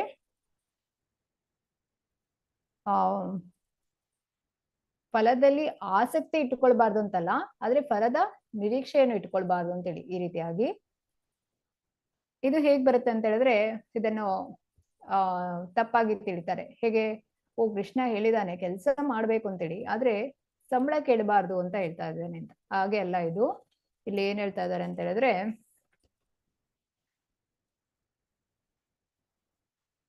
ಇದಕ್ಕೆ ಉದಾಹರಣೆಯಾಗಿ ಹೇಳುವಂಥದ್ದು, ಈಗ ಒಂದು ಮಾವಿನ ಮರ ಅಂತ ಆಗ್ಬೇಕಾದ್ರೆ ಮೊದಲಿಗೆ ಬೀಜವನ್ನು ಭೂಮಿಯಲ್ಲಿ ಬಿತ್ತುವಂಥದ್ದು, ನಂತರ ಅದಕ್ಕೆ ನೀರೆರೆಯುವಂಥದ್ದು, ಮತ್ತೆ ಕೆಲವು ವರ್ಷಗಳ ನಂತರ ಅದು ಫಲವನ್ನು ಬಿಡ್ಲಿಕ್ಕೆ ಶುರು ಆಗ್ತದೆ. ಆಗ ಆ ಫಲವೆಲ್ಲ ನನ್ನದು ಅಂತ ಹೇಳೋದಕ್ಕಾಗೋದಿಲ್ಲ. ಅದು ಇವಾಗ ಕೆಲವು ಪಕ್ಷಿಗಳು ಎಲ್ಲ ತೆಗೆದುಕೊಂಡು ಹೋಗುತ್ತೆ, ಮತ್ತೆ ಕೆಲವರು ಅದನ್ನು ತೆಗೆದುಕೊಂಡು ಹೋಗ್ತಾರೆ, ಉಳಿದ ಫಲವನ್ನು ನಾವು ತೆಗೆದುಕೊಳ್ತೇವೆ. ಹಾಗೆ ಇಲ್ಲಿ ಹೇಳುವಂಥದ್ದು ಈಗ ನೀರು ನನ್ನದಲ್ಲ, ಗಾಳಿ ನನ್ನದಲ್ಲ, ಈ ಸೂರ್ಯನ ಬೆಳಕು ನನ್ನದಲ್ಲ. ಈ ರೀತಿಯಾಗಿ ನಾವು ಆಲೋಚನೆ ಮಾಡ್ಬೇಕಂತ ಹೇಳಿದ್ರೆ ಎಲ್ಲವೂ ಕೂಡ ಭಗವಂತನೇ ಇದನ್ನು ಮಾಡಿದ್ದಾನೆ, ವ್ಯವಸ್ಥೆ ಮಾಡಿದ್ದಾನೆ ಹೇಳಿ. ಈಗ ಫಲಾಪೇಕ್ಷೆ ಮಾಡಿದಾಗ ಏನಾಗ್ತದೆ ಅಂತ ಹೇಳಿದ್ರೆ ಅದು ಬಂಧನಕ್ಕೆ ದಾರಿ ಆಗ್ತದೆ. ಬಂಧನಕ್ಕೆ ದಾರಿಯಾದಾಗ ಏನಾಗುತ್ತೆ, ಮತ್ತೆ ನಾವು ಈ ಒಂದು ಭೌತಿಕ ಪ್ರಪಂಚದಲ್ಲಿ ಜನ್ಮವನ್ನು ತಳಿಬೇಕಾಗ್ತದೆ. ಹಾಗಾಗಿ ಇಲ್ಲಿ ಹೇಳುವಂಥದ್ದು ಫಲಾಪೇಕ್ಷೆಯನ್ನು ಇಟ್ಟುಕೊಳ್ಬಾರ್ದು. ಫಲಾಪೇಕ್ಷೆಯನ್ನು ಇಟ್ಟುಕೊಳ್ಳದೇನೆ ನಾವು ಕೆಲಸವನ್ನು ಮಾಡ್ಬೇಕು. ಮಾ ಕರ್ಮ ಫಲ ಹೇತುರ್ಭು. ನಿನಗೆ ಕರ್ಮವನ್ನು ಮಾಡದೇ ಇರಲು ಮನಸ್ಸಾಗದಲ್ಲಿ. ಸರಿ, ಈಗ ಫಲಾಪೇಕ್ಷೆ ಇಟ್ಕೊಳ್ಬಾರ್ದು ಅಂತೇಳಿ ನಾನು ಕೆಲಸ ಮಾಡ್ಬಾರ್ದಾ? ಕೆಲಸ ಮಾಡ್ಲೇಬೇಕು. ಕರ್ಮವನ್ನು ಮಾಡ್ಲೇಬೇಕು. ಆ ಕರ್ಮವನ್ನು ಮಾಡದೇನೆ ನಾವು ಈ ಶರೀರವನ್ನು ಉಳಿಸಿಕೊಳ್ಳೋದಕ್ಕೆ ಆಗೋದಿಲ್ಲ ಅಂತೇಳಿ, ಅಂದ್ರೆ ಈ ಶರೀರವನ್ನು ಪೋಷಣೆ ಮಾಡ್ಲಿಕ್ಕೆ ಕರ್ಮವನ್ನು ಮಾಡ್ಲೇಬೇಕು ಅಂತೇಳಿ ಆ ರೀತಿಯಾಗಿ. ಆದ್ರೆ ಆ ಫಲಕ್ಕೆ ಆಸೆ ಪಟ್ರೆ ಏನಾಗುತ್ತೆ, ಬಂಧನಕ್ಕೆ ಒಳಗಾಗ್ತೇವೆ. ಹಾಗಾಗಿ ಈ ಬಂಧನದಿಂದ ನಾವು ಬಿಡುಗಡೆ ಹೊಂದಬೇಕಂತ ಹೇಳಿದ್ರೆ ನಾವು ಫಲಕ್ಕೆ ಆಸೆ ಪಡಬಾರ್ದು. ಹೇಗೆ ಅಂತ ಹೇಳಿದ್ರೆ ನಾವು ಭಗವಂತನನ್ನು ಪ್ರೀತಿ ಭಕ್ತಿಯಿಂದ ನಮ್ಮ ಒಂದು ಕರ್ತವ್ಯಗಳನ್ನು ಮಾಡಿಕೊಂಡು ಹೋದ್ರೆ ಭಗವಂತನೇ ಬಂದು ನೋಡ್ತಾನೆ ಅಂತೇಳಿ. ಆ ರೀತಿಯಾಗಿ ನಾವು ಭಗವಂತನ ನೋಡ್ಲಿಕ್ಕೆ ಕಷ್ಟ ಇದೆ, ಆದ್ರೆ ಭಗವಂತನೇ ಬಂದು ನೋಡುವ ಹಾಗೆ ಮಾಡ್ಬೇಕು ಅಂತೇಳಿ ಈ ರೀತಿಯಾಗಿ ನಾವು ಇದನ್ನ ಅರ್ಥೈಸುವಂಥದ್ದು.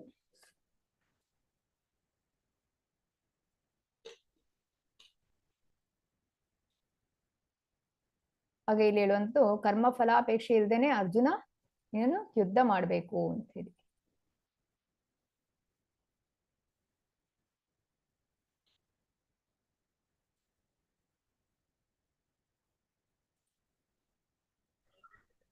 ಹರೇ ಕೃಷ್ಣ ಮಾತಾಜಿ. ಹರೇ ಕೃಷ್ಣ. ಇಲ್ಲಿ ಭಗವಂತ ಹೇಳುತ್ತಾನೆ, ನೀನು ನಿನ್ನ ಕರ್ತವ್ಯವನ್ನು ನಿಲ್ಲಿಸಲು ಸಾಧ್ಯವಿಲ್ಲ, ನಿನ್ನ ಕರ್ತವ್ಯಗಳ ಫಲವನ್ನು ಆನಂದಿಸಲು ಸಾಧ್ಯವಿಲ್ಲ. ಅದು ಆಧ್ಯಾತ್ಮಿಕ ನೆಲೆಯ ಕರ್ತವ್ಯವಾಗಿದೆ. ಹರೇ ಕೃಷ್ಣ ಮಾತಾಜಿ, ಧನ್ಯವಾದಗಳು. ಹರೇ ಕೃಷ್ಣ. ಇಲ್ಲಿ ಕ್ಷತ್ರಿಯ ಅಂತ ಹೇಳಿದ್ರೆ ಅರ್ಜುನ ಕ್ಷತ್ರಿಯನಾಗಿರ್ತಾನೆ. ಕ್ಷತ್ರಿಯನ ಧರ್ಮ ಏನಾಗಿರ್ತದೆ, ಯುದ್ಧ ಮಾಡುವಂಥದ್ದು. ಸೊ ಆ ಕರ್ತವ್ಯನ ನಿಲ್ಲಿಸೋದಕ್ಕೆ ಸಾಧ್ಯ ಇಲ್ಲ, ಅವ್ನು ಯುದ್ಧ ಮಾಡ್ಲೇಬೇಕು. ಇನ್ನ ಕರ್ತವ್ಯಗಳ ಫಲವನ್ನು ಆನಂದಿಸಲು ಸಾಧ್ಯ ಇಲ್ಲ. ಯಾಕೆಂದ್ರೆ ಆ ಫಲವನ್ನು ಆನಂದಿಸ್ಲಿಕ್ಕೆ ಹೋದ್ರೆ ಏನಾಗುತ್ತೆ, ಅಲ್ಲಿ ಕರ್ಮ ಬಂಧನ ಆಗ್ತದೆ. ಹಾಗಾಗಿ ಇಲ್ಲಿ ಹೇಳುವಂಥದ್ದು ಆ ಒಂದು ಫಲದ ನಿರೀಕ್ಷೆ ಇಲ್ಲದೆ ಕರ್ತವ್ಯವನ್ನು ಮಾಡಿಕೊಂಡು ಹೋಗ್ಬೇಕು ಅಂತೇಳಿ.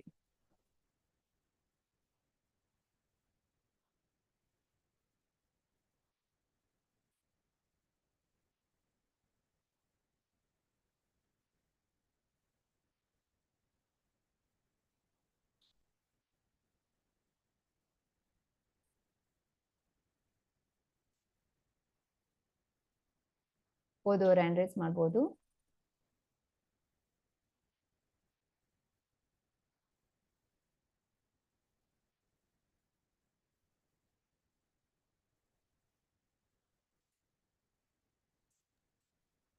ಹರೇ ಕೃಷ್ಣ ಮಾತಾಜಿ. ಯೋಗಸ್ಥಾಃ ಕುರು ಕರ್ಮಾಣಿ ಸಂಗಂ ತ್ಯಕ್ವಾ ಧನಂಜಯ ಸಿದ್ಧ್ಯಾ ಸಿದ್ಧೋ ಸಮೋ ಭೂತ್ವಾ ಸಮತ್ವಂ ಯೋಗ ಉಚ್ಯತೆ. ಗೆಲುವು ಸೋಲುಗಳಲ್ಲಿ ಯಾವುದೇ ಆಸಕ್ತಿಯನ್ನು ಇಟ್ಟುಕೊಳ್ಳದೆ ಸಮಚಿತ್ತದಿಂದ ನಿನ್ನ ಕರ್ತವ್ಯವನ್ನು ಮಾಡು. ಅರ್ಜುನ, ಇಂತಹ ಸಮಚಿತ್ತತೆಗೆ ಯೋಗ ಎಂದು ಹೆಸರು. ಹರೇ ಕೃಷ್ಣ ಮಾತಾಜಿ. ಹರೇ ಕೃಷ್ಣ. ಇಲ್ಲಿ ಯೋಗ ಅಂತ ಹೇಳಿದ್ರೆ ಭಗವಂತನನ್ನು ಕನೆಕ್ಟ್ ಮಾಡುವಂಥದ್ದು. ಯಾವುದೇ ಕೆಲಸ ಮಾಡಿದಾಗ ಭಗವಂತನನ್ನು ಕನೆಕ್ಟ್ ಮಾಡುವಂಥದ್ದು. ಈಗ ಒಬ್ಬ ವ್ಯಾಪಾರಿ ಅವನು ಯಾವುದೇ ಒಂದು ವ್ಯಾಪಾರವನ್ನು ಮಾಡ್ಲಿಕ್ಕೆ ಹೋದಾಗ ಅವನು ಅದರಲ್ಲಿ ನನಗೆ ಸೋಲಾಗುತ್ತಾ ಅಥವಾ ಗೆಲ್ಲೋ ಆಗುತ್ತಾ ಅಂತ ಆಲೋಚನೆ ಮಾಡ್ಕೊಂಡು ಕೂತ್ರೆ ಅವನು ವ್ಯಾಪಾರ ಶುರು ಮಾಡ್ಲಿಕ್ಕೆ ಸಾಧ್ಯ ಇಲ್ಲ. ಹಾಗಾಗಿ ಇಲ್ಲಿ ಹೇಳುವಂಥದ್ದು ಅವನವನ ಕರ್ತವ್ಯವನ್ನು ಮಾಡ್ಬೇಕು. ಅದೇ ರೀತಿ ಇಲ್ಲಿ ಭಕ್ತಿಯಲ್ಲಿ ಕೂಡ ಹಾಗೇನೆ ಗೆಲುವು ಸೋಲು ಅಂತ ನೋಡ್ದೇನೆ ನಾವು ಸಮಚಿತ್ತತೆಯಿಂದ ಭಕ್ತಿಯನ್ನು ಮಾಡುವಂಥದ್ದು. ಕರ್ತವ್ಯ ದೃಷ್ಟಿಯಿಂದ ಮಾಡಿದಾಗ ಅದನ್ನು ಯೋಗ ಅಂತ ಹೇಳಲಾಗ್ತದೆ.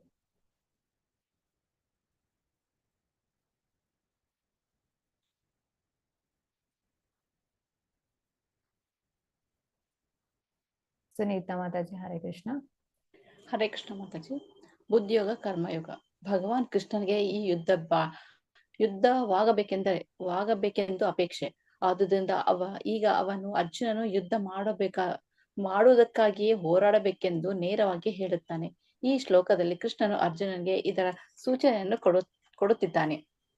2.28 ಪರೋಕ್ಷ 38 2 ಪಾಯಿಂಟ್. ಪರೋಕ್ಷವಾಗಿ ಅರ್ಜುನನಿಗೆ ಮಾತಾಜಿ ಇಲ್ಲೇನೋ ಕೈ ಅಡ್ಡ ಇದು ಬಂದಿದೆ ಮತ್ತೆ ಕೃತಜ್ಞ ಕೃಷ್ಣನು ಹೇಳಿ ಹೇಳಿದಂತೆ ವರ್ತಿಸಲು ಸಲಹೆ ನೀಡಲಾಯಿತು. 2.48. ಹರೇ ಕೃಷ್ಣ.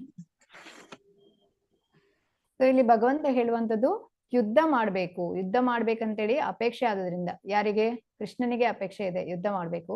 ಸೊ ಆದುದರಿಂದ ಅರ್ಜುನ ಯುದ್ಧ ಮಾಡ್ಬೇಕು, ಹೋರಾಡ್ಬೇಕು ಅಂತೇಳಿ ಇಲ್ಲಿ ಆದೇಶ ನೀಡ್ತಾ ಇದ್ದಾನೆ ಭಗವಂತ. ಸೊ ಈ ಶ್ಲೋಕದಲ್ಲಿ ಕೃಷ್ಣನು ಅರ್ಜುನನಿಗೆ ಇದರ ಸೂಚನೆಯನ್ನು ಕೊಡ್ತಾ ಇದ್ದಾನೆ. ಯಾವಾಗ ನಾವು ಭಗವಂತ ಹೇಳಿದಾಗೆ ಒಂದು ಕಾರ್ಯವನ್ನು ನಿರ್ವಹಿಸ್ತೇವೆ ಅದನ್ನು ಭಕ್ತಿ ಅಂತ ಹೇಳುವಂಥದ್ದು, ಪ್ರೀತಿಯಿಂದ ಮಾಡುವಂಥದ್ದು, ಪ್ರೀತಿ ಅಂತ ಹೇಳುವಂಥದ್ದು. ಈಗ ಅರ್ಜುನ ಒಬ್ಬ ಯೋಧ ಆಗಿರ್ತಾನೆ.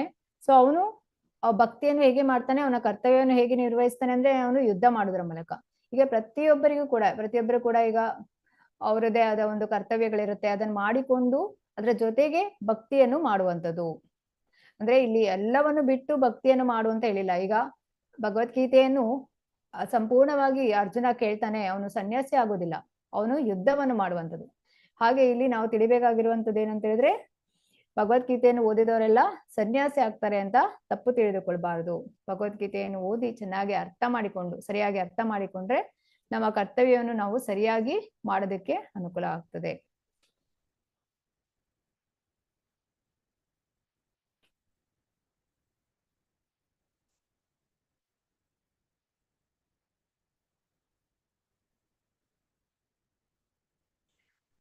ಈಗ ಇವತ್ತಿನ ದಿವಸದಲ್ಲಿ ನಾವು ಮೊದಲನೇದಾಗಿ ಅನುಕಂಪ ತಿಳಿದ್ರೆ, ಇದಕ್ಕೆ ಭಗವಂತ ಅರ್ಜುನನಿಗೆ ಆತ್ಮದ ಜ್ಞಾನವನ್ನು ನೀಡ್ತಾನೆ.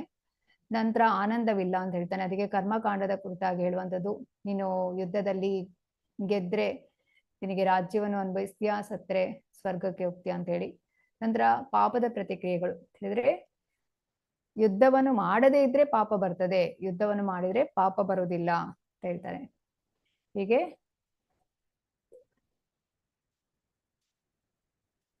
ಅರ್ಜುನ ಭಗವಂತನ ಮಾತಿನ ಪ್ರಕಾರವೇ ಮಾಡ್ತಾ ಇದ್ದಾನೆ.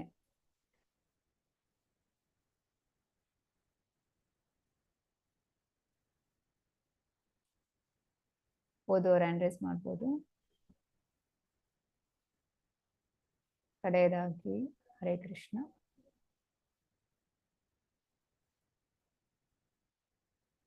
ಹರೇ ಕೃಷ್ಣ ಮಾತಾಜಿ. ಹರೇ ಕೃಷ್ಣ. ಭಗವದ್ಗೀತಾ ಅಧ್ಯಾಯ 2ರ ವಿಮರ್ಶೆ. ಶ್ರೀಲ ಭಕ್ತಿ ವಿನೋದ ಠಾಕೂರರು ಭಗವದ್ಗೀತೆಯ ಈ 2ನೇ ಅಧ್ಯಾಯವನ್ನು ಸಂಪೂರ್ಣ ಗೀತೆಯ ಸಂಕ್ಷಿಪ್ತ ಸಾರಾಂಶ ಎಂದು ಹೇಳಿದ್ದಾರೆ. ಭಗವದ್ಗೀತೆಯಲ್ಲಿ ಕರ್ಮಯೋಗ, ಜ್ಞಾನಯೋಗ ಮತ್ತು ಭಕ್ತಿ ಯೋಗಗಳು ಮುಖ್ಯ ಅಧ್ಯಯನದ ವಿಷಯಗಳು. 2ನೇ ಅಧ್ಯಾಯದಲ್ಲಿ ಕರ್ಮಯೋಗ ಮತ್ತು ಜ್ಞಾನಯೋಗವನ್ನು ಸ್ಪಷ್ಟವಾಗಿ ಚರ್ಚಿಸಲಾಗಿದೆ ಮತ್ತು ಸಂಪೂರ್ಣ ಅಧ್ಯಯನದ ಸಾರಾಂಶವಾಗಿ ಭಕ್ತಿ ಯೋಗದ ಒಂದು ಸಮೀಕ್ಷೆಯನ್ನು ಸಹ ನೀಡಲಾಗಿದೆ. ಹರೇ ಕೃಷ್ಣ. ಹರೇ ಕೃಷ್ಣ ಪ್ರಭುಜಿ, ಧನ್ಯವಾದಗಳು. ಇಲ್ಲಿ ಶಿಲ ಪ್ರಭುಪಾದರ ಗುರುಗಳು ಯಾರು? ಶಿಲ ಭಕ್ತಿ ಸಿದ್ಧಾಂತ ಸರಸ್ವತಿ ಠಾಕೂರ್ ಅವರು. ಅವರ ತಂದೆ ಶಿಲ ಭಕ್ತಿ ವಿನೋದ ಠಾಕೂರ್ ಅವರು. ಅವರು ಇಲ್ಲಿ ಏನ್ ಹೇಳ್ತಾ ಇದ್ದಾರೆ, ಈ 2ನೇ ಅಧ್ಯಾಯ, ಈ ಭಗವದ್ಗೀತೆಯ ಸಾರ ಸಂಗ್ರಹ ಏನು ಕರೀತಾರೆ, ಇದನ್ನು ಸಾಂಖ್ಯ ಯೋಗ ಅಂತ ಕರೀತಾರೆ. ಸೊ ಭಗವದ್ಗೀತೆಯನ್ನು ಸಂಪೂರ್ಣವಾಗಿ ಅರ್ಥ ಮಾಡಿಕೊಳ್ಳೋದಕ್ಕೆ 2ನೇ ಅಧ್ಯಾಯ ಓದಿದ್ರೆ ತಿಳಿಯುತ್ತೆ ಅಂತೇಳಿ. ಇದೆಲ್ಲವೂ ಇದರ ಸಾರಾಂಶ. ಜ್ಞಾನ ಯೋಗ, ಭಕ್ತಿ ಯೋಗ ಎಲ್ಲವೂ ಕೂಡ ಇದೆ. ಕರ್ಮಯೋಗ, ಜ್ಞಾನಯೋಗ, ಭಕ್ತಿ ಯೋಗಗಳ ಬಗ್ಗೆ ಈ ವಿಚಾರಗಳನ್ನು ಇಲ್ಲಿ ಹೇಳಿದ್ದಾರೆ.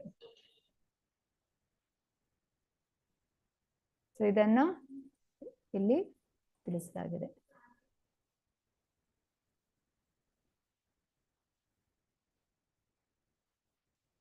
ಮೊದಲ 10 ಶ್ಲೋಕಗಳಲ್ಲಿ ಶ್ರೀಕೃಷ್ಣನು ಅರ್ಜುನನಿಗೆ ಶರಣಾಗತಿಯ ಬಗ್ಗೆ ತಿಳಿಸಿಕೊಡ್ತಾನೆ.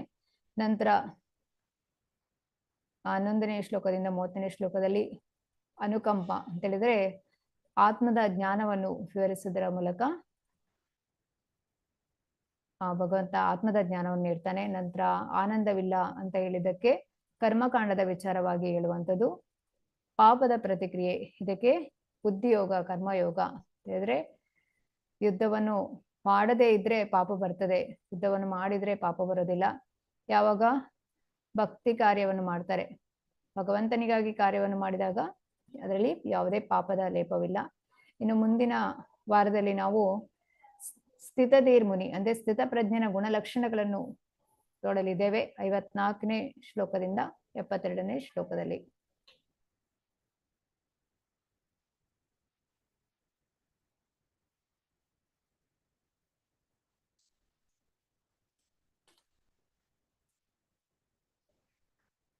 ಈಗ ನಿಮಗೆ ಯಾವುದೇ ಗ್ರೂಪ್ ಮಾಡೋದಿಲ್ಲ, ನೀವು ಇದರಲ್ಲಿ ನೇರವಾಗಿ 1 ನಿಮಿಷಗಳ ಕಾಲ ನಿಮಗೆ ಆಲೋಚನೆ ಮಾಡಲಿಕ್ಕೆ ಅವಕಾಶ ಇರುತ್ತೆ. ಮತ್ತೆ 1 ನಿಮಿಷಗಳ ಕಾಲ ನೀವು ಪ್ರೆಸೆಂಟ್ ಮಾಡ್ಬೋದು. ಇಲ್ಲಿ ನೀವು 40ನೇ ಶ್ಲೋಕ ಮತ್ತು 41ನೇ ಶ್ಲೋಕವನ್ನು ಅದರ ಭಾವಾರ್ಥವನ್ನು ಓದಿ ನೀವು ಅದರಲ್ಲಿ ಇದಕ್ಕೆ ಉತ್ತರಿಸುವಂಥದ್ದು.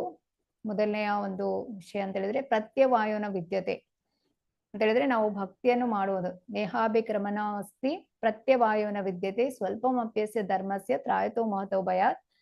ಸೊ ನಾವು ಭಕ್ತಿಯನ್ನು ಮಾಡಿದ್ರೆ ಅದರಲ್ಲಿ ಯಾವುದೇ ನಷ್ಟವಿಲ್ಲ, ಇದರ ಬಗ್ಗೆ ಕುರಿತಾಗಿ.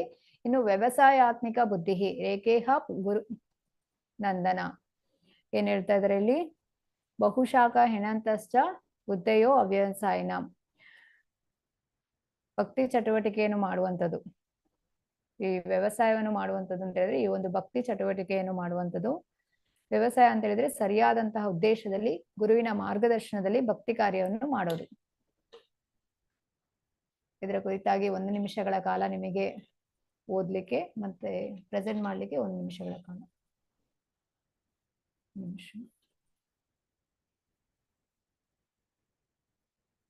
ಅದನ್ನು ಪ್ರೆಸೆಂಟ್ ಮಾಡುವವರು ಹ್ಯಾಂಡ್ ರೈಸ್ ಮಾಡ್ಬೋದು.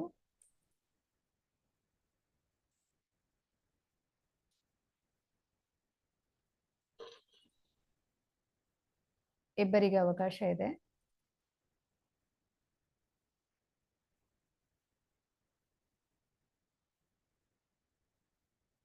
ಸಮಯ ಮೀರಿದ್ರ ಕಾರಣ ಯಾರು ಈಗಾಗಲೇ ಉತ್ತರಿಸಿದ್ದೀರಿ ಅವರು ಕೂಡ ಉತ್ತರಿಸಬಹುದು.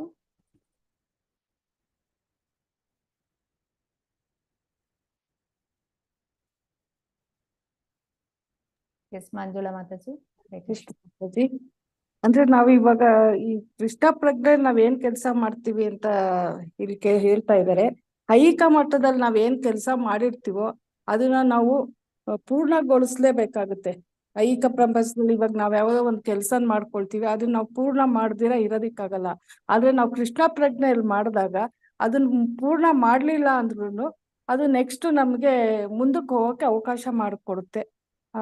ಇವಾಗ ಅಕಸ್ಮಾತ್ ಏನೋ ಒಳ್ಳೆ ಈ ಕೃಷ್ಣ ಜನ್ಮ ಪ್ರಜ್ಞೆಯಲ್ಲಿ ನಾವು ಮಾಡಿದಾಗ ನೆಕ್ಸ್ಟ್ ನಾವು ಮನುಷ್ಯನಾಗೆ ಹುಟ್ಟಿದಾಗ ಅವಾಗ ಭಗವಂತ ನಮ್ಮನ್ನ ಯಾವ್ದಾದ್ರು ಒಂದು ಸುಸಂಸ್ಕೃತ ಬ್ರಾಹ್ಮಣರ ಕುಟುಂಬದಲ್ಲೋ ಆತರ ಶ್ರೀಮಂತರ ಕುಟುಂಬದಲ್ಲೋ ನಮಗೆ ಜನ್ಮ ಕೊಡ್ತಾನೆ. ಮತ್ತೆ ನಮ್ಮ ಪ್ರಜ್ಞೆನ ಮುಂದುವರ್ಸ್ಕೊಂಡು ಹೋಗಕ್ಕೆ, ನಮ್ಮ ಭಕ್ತಿ ಸೇವೆನ ಮುಂದುವರ್ಸ್ಕೊಂಡು ಹೋಗಕ್ಕೆ ಅವಕಾಶ ಮಾಡ್ಕೊಡ್ತಾನೆ ಅಂತ ಹೇಳ್ಬೋದು ಮಾತಾಜಿ. ಇದಕ್ಕೊಂದು ಅಜಾಮಿಳನ್ ಕಥೆ ಇದೆ, ಉದಾಹರಣೆ. ಓಕೆ, ಇನ್ನು ವ್ಯವಸಾಯಾತ್ಮಿಕ ಬುದ್ಧಿ ಅಂದ್ರೆ ನಾವ್ ಯಾವ್ದೇ ಒಂದ್ ಕೆಲ್ಸ ಶ್ರದ್ಧೆಯಿಂದ ನಾವು ಭಗವಂತನ ಸೇವೆ ಮಾಡ್ಬೇಕಾಗುತ್ತೆ. ಯಾವ್ದೇ ಒಂದ್ ಕೆಲ್ಸ ನಾವು ಮಾಡಿದ್ರು ಆ ಶ್ರದ್ಧೆ ಇಟ್ಕೊಂಡ್ ಮಾಡಿದಾಗ ದೃಢ ಸಂಕಲ್ಪ ಇರ್ಬೇಕು. ನಾವೇನೋ ಒಂದ್ ಕೆಲ್ಸ ಮಾಡ್ತೀವಿ, ಆ ಕೆಲ್ಸದ ಬಗ್ಗೆ ನಾವು ದ್ವಂದ್ವಕ್ಕೆ ಒಳಗಾಗಬಾರ್ದು ಅಂತ ಹೇಳ್ತಾ ಇದ್ರು. ಯಾವ್ದೇ ಒಂದ್ ಮಾಡಿದ್ರು ಗುರುವಿನ ಮಾರ್ಗದರ್ಶನದಲ್ಲಿ ನಾವು ಮಾಡ್ಬೇಕಾಗುತ್ತೆ. ಹಾಗಾಗಿ ನಾವು ಕೃಷ್ಣ ಪ್ರಜ್ಞೆಯಲ್ಲಿ ಇಟ್ಕೊಂಡ್ ಕೆಲಸ ಮಾಡಿದಾಗ ಅದು ಬದುಕಿನ ಮಹದುದ್ದೇಶವನ್ನ ತಿಳಿಸ್ಕೊಡುತ್ತೆ ಮಾತಾಜಿ. ಧನ್ಯವಾದ ಹರೇ ಕೃಷ್ಣ. ಹರೇ ಕೃಷ್ಣ.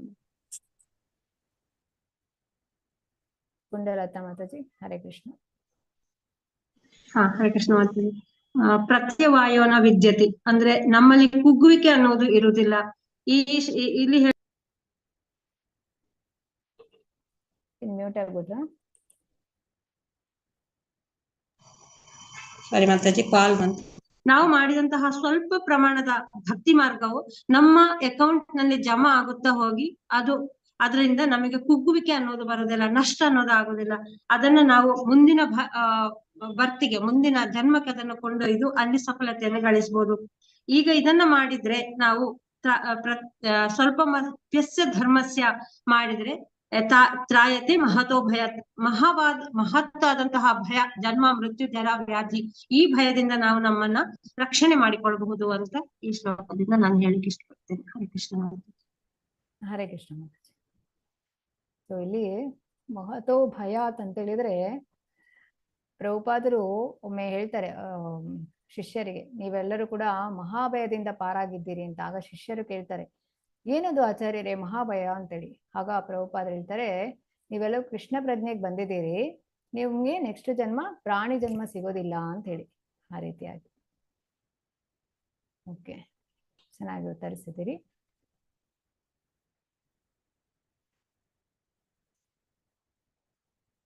ಇವತ್ತಿನ ತರಗತಿಯಲ್ಲಿ ನಾವು ಏನೆಲ್ಲ ತಿಳಿದುಕೊಂಡ್ವಿ ಅಂತ ಹೇಳಿದ್ರೆ, ಜ್ಞಾನದ ವಿಚಾರವಾಗಿ, ಜ್ಞಾನದ ಬಗ್ಗೆ ಕೃಷ್ಣನ ಸಲಹೆಗಳ ಸಂಕ್ಷಿಪ್ತ ಅವಲೋಕನವನ್ನು ಪ್ರಸ್ತುತಪಡಿಸಲಾಗಿದೆ. ನಂತರ ಯುದ್ಧ ಮಾಡದೇ ಇರಲು ಅರ್ಜುನನು ಕೊಟ್ಟ ಮೊದಲ 3 ಕಾರಣಗಳಿಗೆ ಕೃಷ್ಣನ ಪ್ರತಿಕ್ರಿಯೆಗಳನ್ನು ವಿವರಿಸಲಾಯಿತು.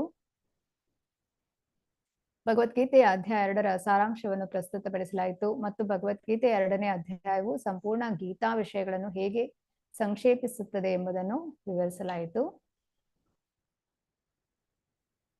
ಇನ್ನು ಕರ್ಮಣ್ಯ ವಾಧಿಕಾರಸ್ಥೆ ಎಂಬ ಪದಗುಚ್ಛದ ಉಚಿತ ಮತ್ತು ಅನುಚಿತ ಅನ್ವಯವನ್ನು ಚರ್ಚಿಸಲಾಗಿದೆ.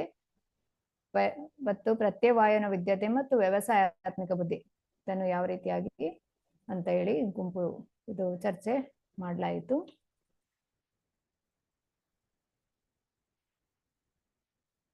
ಶ್ಲೋಕಗಳು ಮತ್ತು ಸಾದೃಶ್ಯಗಳನ್ನು ಉಲ್ಲೇಖಿಸಿ ಕೃಷ್ಣ ಪ್ರಜ್ಞೆಯ ಅಭ್ಯಾಸದಲ್ಲಿ ವೈದಿಕ ಕರ್ಮಕಾಂಡ ವಿಭಾಗದ ಪ್ರಸ್ತುತತೆಯನ್ನು ಮೌಲ್ಯಮಾಪನ ಮಾಡಲಾಯಿತು. ಕಡೆಯದಾಗಿ ಶ್ರೀಲ ಪ್ರಭುಪಾದರು ಏನ್ ಹೇಳ್ತಾ ಇದ್ದಾರೆ ಅಂತ ನೋಡೋಣ. ಕುಂಡಲತಾ ಮಾತಾಜಿ, ಹರೇ ಕೃಷ್ಣ. ಹರೇ ಕೃಷ್ಣ. ಕುಂಡಲತಾ ಮಾತಾಜಿ ಓದ್ತೀರಾ?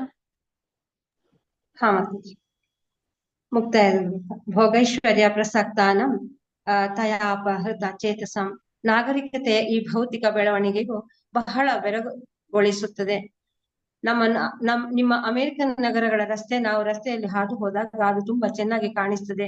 ರಾತ್ರಿಯಲ್ಲಿ ಉರಿಯುವ ಅನೇಕ ದೀಪಗಳು ಮತ್ತು ಪ್ರಕಾಶಮಾನವಾದ ಹಲವು ಸೂಚನಾ ಫಲಕಗಳು, ಆದರೆ ಈ ಕಾಣಿಸಲ್ಲ ಮಾತಾಜಿ. ಹರೇ ಕೃಷ್ಣ. ಎಸ್ ಮಾತಾಜಿ, ಹರೇ ಕೃಷ್ಣ.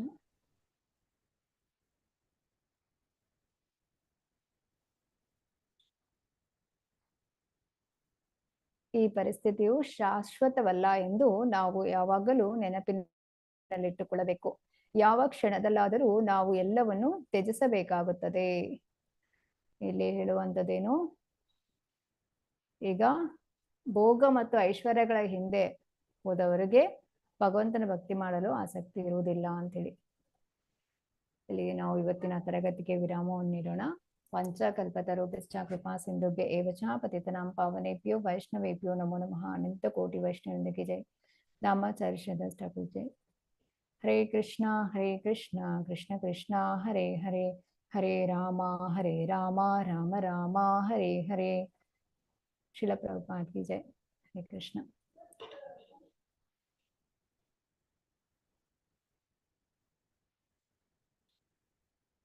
ಹರೇ ಕೃಷ್ಣ. ಇವತ್ತಿನ